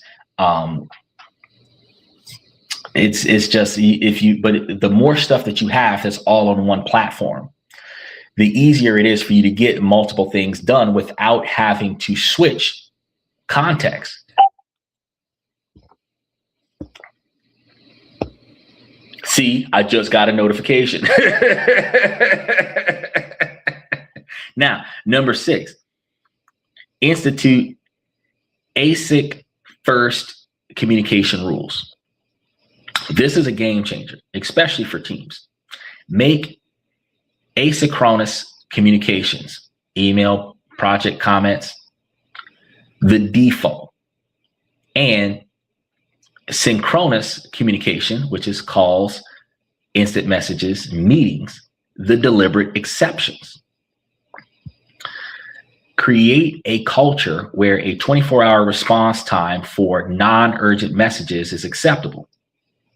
This gives everyone permission to disconnect and focus, knowing that an instant response isn't the measure of their performance. Now, y'all know I done told y'all plenty of times before that I done told family members, I'm like, look, man, if you're not externally, like if your internal organs are not externally out of your body, if you don't have internal bones externally protruding from your body, that whatever you got to talk to me about can wait until another day when I reach out to you and be like, hey, do you need something? What do you got going on? When I come to debrief you about my productivity for the week, I'm going to ask you in that moment, is there anything you need me to know? And if there's nothing that I need to know in that moment, then I'll come and debrief you next week.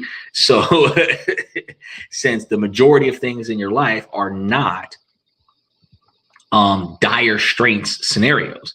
You can write it down so that you don't forget, and then put it in the notification box. You can put it in the memo box. You can put it on the fridge. You can send me a text message and I'll get to it later. But there's no reason for you to ambush me as soon as I come out of the bathroom, or ambush me as soon as I come out of the bedroom with information, because it's urgent for you to tell me so that you can put that pressure on me to deal with it, because now that I know you're going to ignore the problem.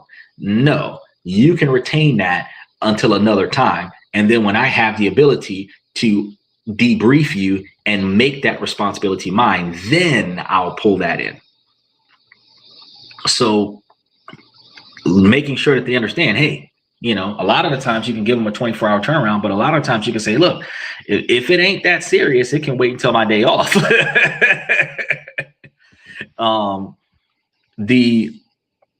Again, it's got to be a drastic measure, but in business, it might be a failed client. It might be a misdirection with the project. It might be if you're doing real estate, it might be a code problem where code enforcement is getting involved. It might be a construction or development problem. It might be a on-the-job injury or something like that. And these are things that negatively impacts the business ability to perform. And if immediate intervention is required, then yeah, you can come and contact me within 24 hours, but really curate, like, how important is it? Is it something that's got to get done today, or is it something that can wait a couple days? And if it can wait a couple days, wait a couple days to tell me, because I'm not going to be the one that says, why you didn't tell me sooner? Because shit, I'm doing so many things in advance to the fact that most of the stuff that's about to happen, I should already know about.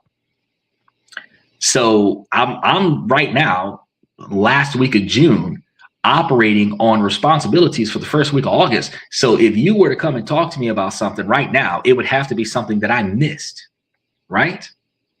So if it's urgent, I'll deal with it right now. But if it's not urgent, it can wait. It can wait a few days, right? Now, number 7, you want to create visibility windows. And this is going to be pretty interesting.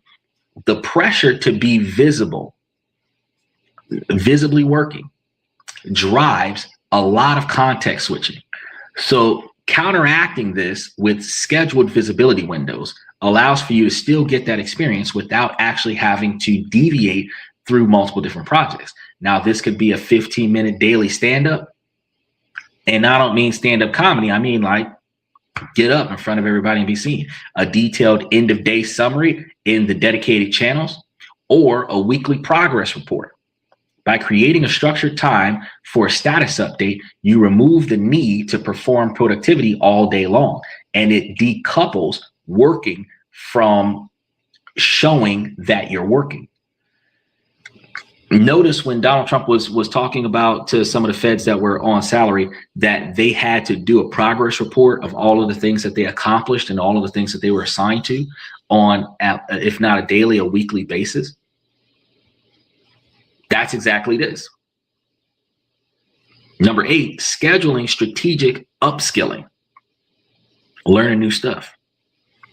If you find yourself constantly switching away from tasks because of skills gaps, meaning that you reached a point where you don't really know where to go with this project, not because you're not smart enough, not because you're not good enough, but because the complexity of this has you over a barrel and you don't really know where to go with it, or you don't have enough information to finish it appropriately. Like, you might know how to create the document, but you might not have all of the facts and the details to put the document together correctly. This might happen in a law firm where you're drafting a court order or you're drafting a motion. You know what kind of motion to draft, but you don't have the exact details, the exact dates, the exact times, the exact locations. And this might require you to create the file, the template, and then have to go back and research the details so that you can input the details effectively and then proofread the draft before submitting the final draft to the judge. This could be a police officer that knows the citation that needs to be written, but doesn't know the state codes or city ordinances that applies to the citation that needs to be written, where they have to defer back to their computer to look up the exact correct code to list in the citation. So it's not that you're not good enough. It's the fact that you don't have all of the information, and this causes a skills gap, which causes you to stop doing what you're doing. Because if the police officer doesn't have the exact code in mind for the citation, he has to code switch from being a police officer writing the citation to researching the laws in order to find the right citation, and then switch back to issuing the citation, which delays the progress of performing a citation. This code switching thing happens, or context switching thing happens quite a few times. The solution is going to be to treat the gap as its own individual project. Not having enough information, going to get that information needs to be a separate project. So you want to schedule dedicated time in your calendar to learn that skill. Block out 2 hours every Friday afternoon or every day that you don't have a lot of things bogged down in the first place to master the new software or take that course on financial modeling. If you guys don't have 7 days a week to spend a few hours a day every night on the podcast, you could dedicate 2 to 4 hours on your day off to listen to this in the background while you're doing something else, and re-listen to it as a background filler while you're jogging or while you're doing a hands-on project that doesn't require you to listen to anything else, and you can be picking up new financial skills and learning new ways to approach things. But you can learn new software. You can take a course on financial modeling and be more productive in those things because you have a better knowledge set. By proactively addressing the skills gap, whatever's causing you to not know what you need to know to finish the project in one fell swoop, you eliminate the root cause of the switching and turn a source of friction into a source of growth. Now, while this all sounds great, knowledge without action is still going to be useless. Okay. So let's make this practical. The goal isn't to do all 8 of these things at one time. It's to become the scientist of your own productivity and run small experiments. And you want to do this in a way where you're proactively affecting the pain points of your situation, whatever those pain points are.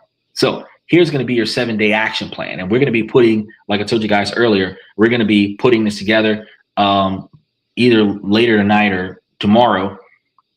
Actually, now that I think about it, probably Sunday, because I got a lot of stuff to do tomorrow.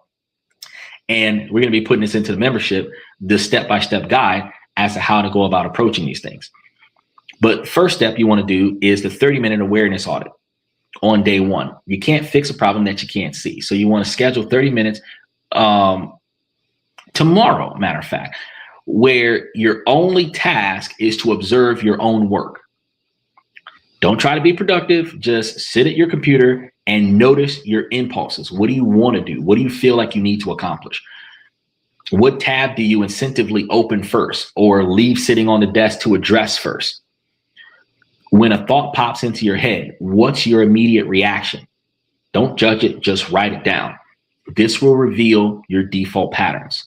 Step 2 is you want to keep a switching log. This is going to be on the second day of your performance assessment. One full work day, keep a simple log. Every time you switch tasks, make a note, just 3 columns. The time. When did the switch happen? The trigger. What caused it? Was it a Slack notification? Got bored? Remembered an email? What caused it? Then when was it determining was it external or internal? Was it an internal impulse that caused you to do it, or was it an external impulse that caused you to do it? Meaning that did somebody else distract you from your project, or did you distract yourself? Then task switched from what thing to what thing. So did you go from a report to an email? Did you go from talking on the phone to reading a text message?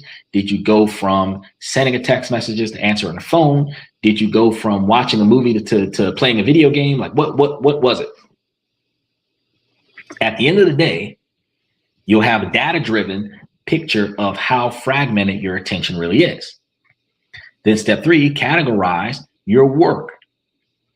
Look at your logs and your to-do list. Divide your tasks into 3 categories. Deep work, which is cognitively demanding tasks that creates a high volume. Strategies, coding, writing, whatever takes up a large quantity of your mental capacity. Shallow work, which is logistical tasks that don't require intensive focus. Scheduling, simple emails, reviewing certain messages, listening to your voicemails, right? Then fragmented work, the reactive stuff, the quick replies to messages that you put on hold until later, the context switching itself. What's your ratio? Many people find that 80% of their day is spent on shallow and fragmented work, leaving almost no time for what truly matters. Steven says, I got to go back and keep watching these messages. He says, as long as memes with old movie references are consistent in the podcast, all other tabs are closed.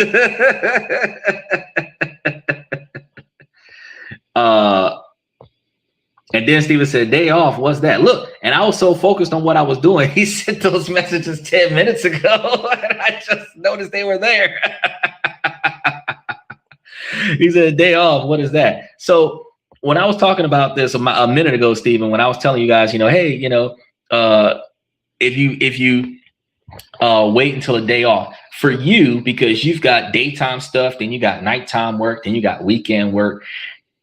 It wouldn't necessarily be like a whole day off. It would be like if you had 12 hours of no responsibilities that you were dedicating yourself to at this time. If you had 6 hours of nothing that you're willing to invest yourself in, like the other day when you said that your friends had contacted you and asked you if you wanted to pick up an extra shift or do some extra work. You told them, nah, you wasn't feeling it. You was kind of going to go home and go in and relax, whatever. Right now, during that time, you were in a position where you were not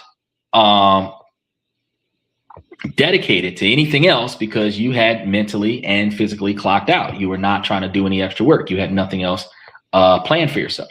Now, in that moment, you were technically off. Now, in that moment that you're technically off, was there something that you wanted to put in a time slot? Or, if you're just going to rest, you rest. But there are going to be days, there's going to be weeks, there's going to be moments where you've got 3 or 4 hours with nothing that you need to do, nothing that you want to do, but you can occupy your time with something that you would prefer to get done. Right. And I know that sounds like restating the same, but take, for example,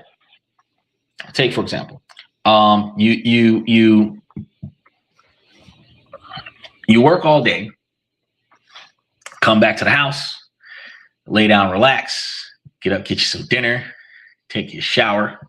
You're not tired yet. You normally sleep 5 hours from now, but you got nothing planned.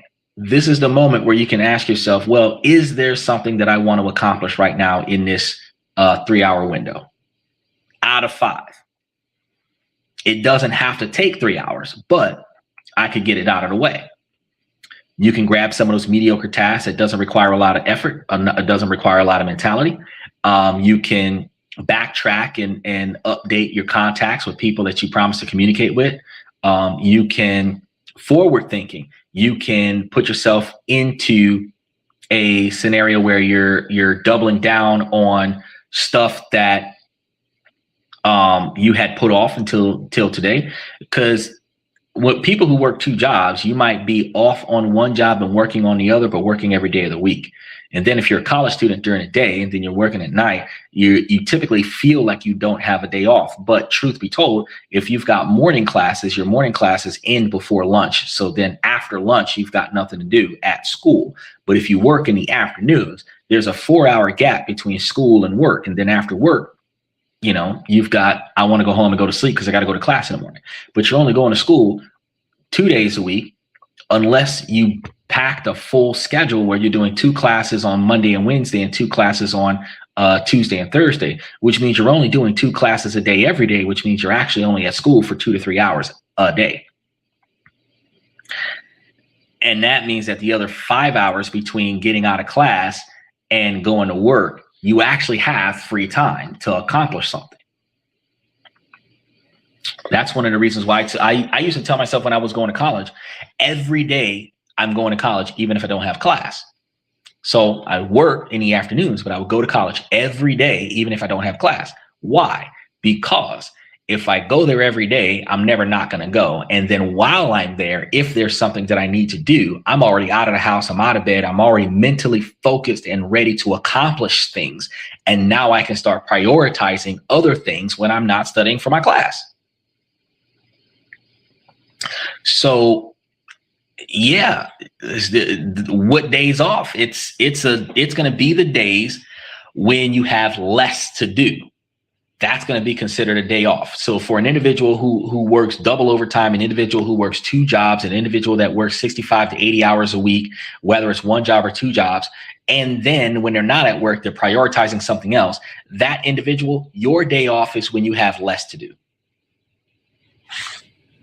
I know that sounds weird, but that's really what it is. Now, step 4, the 7-day experiment from day 4 to day 10. This is going to be the time to start taking action after you've collected the data. You want to choose one and only one of the fixes from the last section. Implement that for the next 7 days. Pick the one that seems most achievable. So the easiest one, right? And it's going to be the one that has the biggest impact on the triggers that you identified in your log. So if your biggest problem is a schedule vacuum, finding stuff to do in between things that you have to do. Like, for example, if you have 1 class in the morning at 8 o'clock in the morning, and you have 1 class in the afternoon at 5 o'clock in the afternoon, and you have nothing to do between 9 and 4, but you don't want to leave school because you're going to be less motivated to go back to school for your afternoon class. Now you got to find something to do between that 9 to 4 time slot. That's a schedule vacuum. You're stuck, quote unquote, stuck at school so that you can be on campus for your next class. Now you got to fill in that space. Create and use a no-wait work list. If you're drowning in notifications, implement 2 90-minute interruption blocks each day. If you're switching between too many roles, try theming them. Just 2 days of your week goes towards specific roles. Treat it as an experiment. At the end of the week, review what happened, what worked, what didn't. Did your number of daily switches decrease? Did you feel less fatigue? The goal is incremental improvements. Okay? Not just instant perfections. This isn't about mastering your performance in 30 days. This is about you identifying how to improve your mental capacity and your ability to structure things so that you're not overstimulating yourself mentally on a regular basis, which causes the fatigue and causes the burnout, which causes you to shut down. And then when you shut down, you're not productive, which you then find yourself overly stressed and anxious about, because since you went and laid down and took a nap because your head hurt from all the stress that you've been under, you find yourself sleeping off the stress more often. And then you wake up and half the day is gone and you didn't accomplish as many things as you wanted to accomplish. So by doing this stuff, this is going to be how you build a productivity system that is tailored to you, which allows for you to get more things done with less mental strain. Now, for years, we've been told that if we feel unproductive, we just need more discipline or a better to-do list. At work, we're told if you got time to lean, you got time to clean. So always got to find something to do. But the reality is, for most of us, the problem isn't the effort that we're putting in, it's the system that we're working in. A system designed for interruptions, not attention. A system that rewards reactivity over progress. Context switching is the invisible tax that is broken system, leaving us with different levies on our focus every single day. It's quietly eroding your most valuable resources, which is your ability to think deeply. One of the reasons why a lot of people are being misdiagnosed with ADHD. But unlike the taxes that you pay to the government, this one is optional. You can choose to stop paying it. You can choose to stop overly investing your mental capacity to unnecessary things. It starts by recognizing this is a system problem, not a personal failure, meaning that this is a conditional behavior pattern, not you making deliberate mistakes. It continues by systematically identifying the hidden causes in your own workflow and running small, deliberate experiments to fix that. It's about moving from a state of frantic, unconscious reactivity to one of calm, intentional actions. It's about designing a workflow that protects you and your focus as the precious resources that they are. The cognitive tax that you've been paying is real, but it's not mandatory. And today is going to be the day that you can start getting your refund on your investment. So if through all the hell and damnation we have with the solar flare today, if this gives you a new lens to view your productivity, make sure that you subscribe to the channel if you haven't done so, and then share this with somebody that you know who feels too busy but isn't making any progress. Also, double check the membership over the next few days and see what information that we put in about this, because this will help you guys utilize that guide to better improve your performance and productivity. Make sure that you let yourself and everybody else around you that is experiencing this know that you're not alone on this.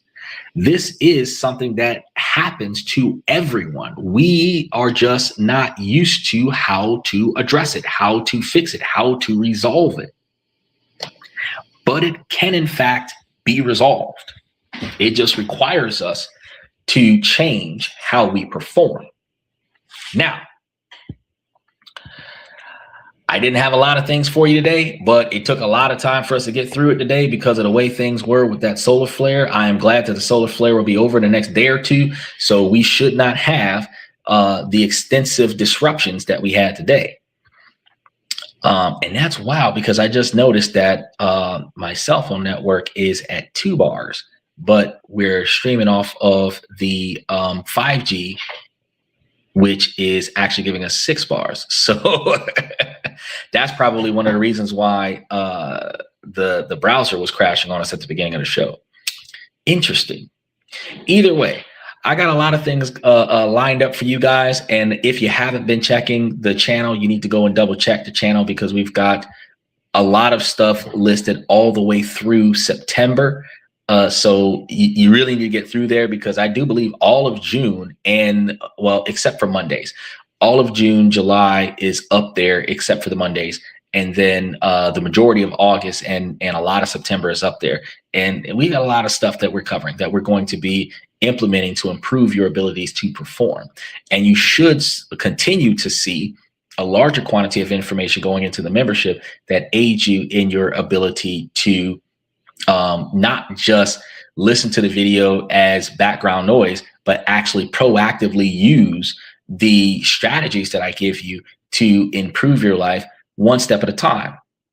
It's not about putting 500 strategies in your free time where you find yourself overdoing what you're doing. It is about reorganizing how you perform in your life so that you put less effort into more meaningful things, or put more effort into the meaningful things and less effort into the non-significant things, and removing those non-significant things out of your to-do list, right?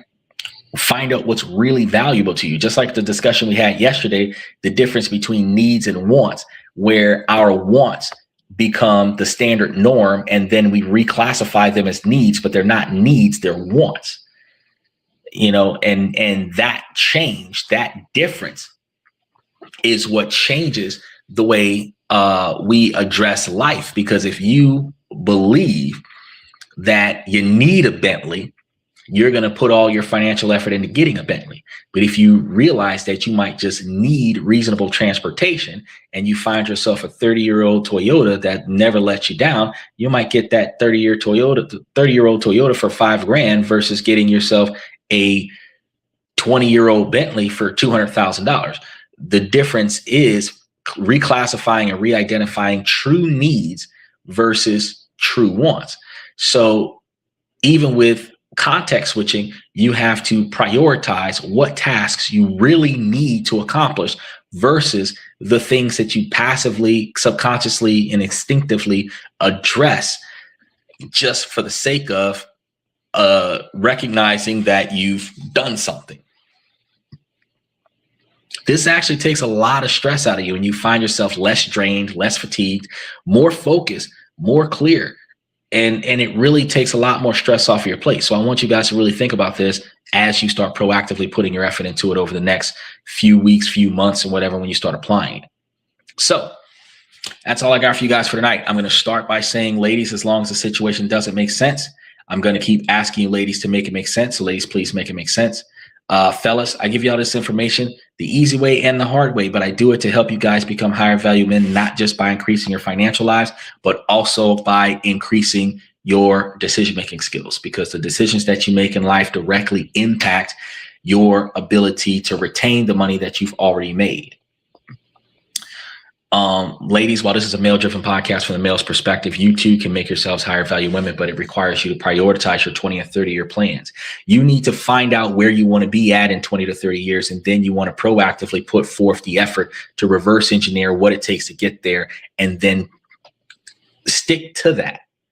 If you keep your eyes and ears open to those potential suitors with the right personality and characteristics, the drive, ambition, dedication, motivation, the admiration, the integrity of this individual's capabilities to perform their own goals. And then you want to find out what goals they have to see if their goals mesh with your goals. Because while y'all don't have to have the exact same goals, if your goals are headed in the same direction, you two can work together to be successful. You need to be looking for long-term satisfaction, not short-term gratification. When I asked a lot of the people on the channel, and this was wild, but when I asked a lot of people on the channel last week, where do you see yourself in 5 years? Simply 5 years. They had some Miss America vague answers. But the one thing they didn't have was the follow-up response. Well, how do you achieve that? Because if you want happiness, if you want financial freedom, if you want a stress-free life, if you want good health, those are broad spectrum responses. How do you achieve that, though? That's what you want. The blueprint on how to achieve that. If good health requires better health care, better doctors, then that's what you want. Because the byproduct is the good health. Is stress-free, like Michael said earlier in the show, reallocating your priorities to the help, delegating tasks to other individuals. Now you don't have any stress to deal with because you put your stress on other people for a price. You know, happiness comes from having the things that you need and not needing things that you don't have. Part of happiness, I mean, the other part of happiness is not being alone, but being stressed leads to lack of happiness, right? So figuring out what you need to do to get to that feeling is how you're going to build that 20 or 30-year plan, because everything has a price. You just have to figure out how much you have to pay. It's $1 Million Man from WWF. Once you figure that out, and then you know what you need to do today to get to where you need to be at. And I tell you guys on a regular basis, 2 people can get to $1 million faster than one, but you both have to be headed in the same direction. All right. That's all I got for you guys for today. I'm going to start by saying, oh, wow, I just noticed this is 9/16. All right. It is what it is. I'm going to start by saying a special shout out to Steven, Michael, OG Kicks, Omni81, Red Void, Danny Steffen, and FX Trader. I want to thank you guys for coming to This and That. I'm your host, Xander, where we talk about this, that, and everything in between. And I see you guys tomorrow night. If I can get this to work, hit the button.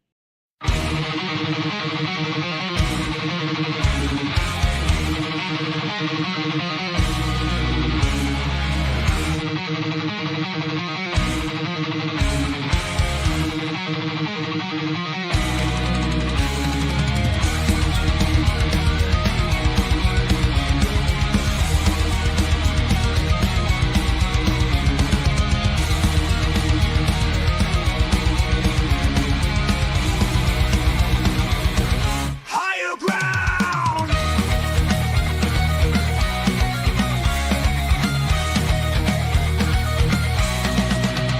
Used to chase validation, now I validate myself. Building inner strength, putting doubt upon the shelf. No more unnecessary drama, no more wasted time. Climbing higher, constantly making my own climb.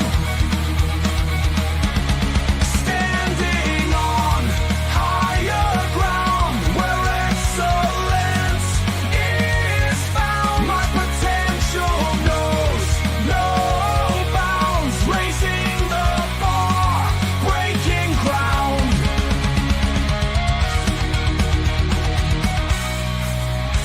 My network is my net worth. Choose your company wise. Surround yourself with eagles, not with sheep in disguise. Every interaction is a reflection of my brand. Quality over quantity, that's my personal command. I'm not landing on higher ground where excellence is found. My potential knows no bounds, raising the bar, breaking ground.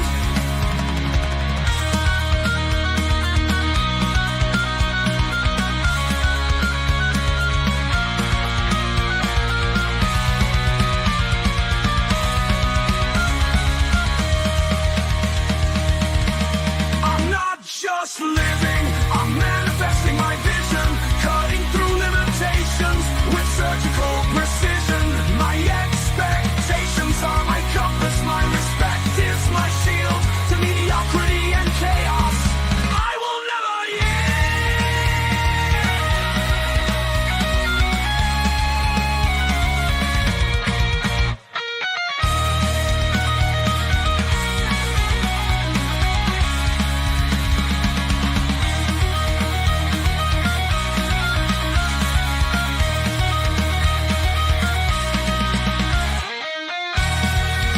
I'm not just living, I'm manifesting my vision, cutting through limitations with surgical precision. My expectations are my compass, my respect is my shield to mediocrity and chaos.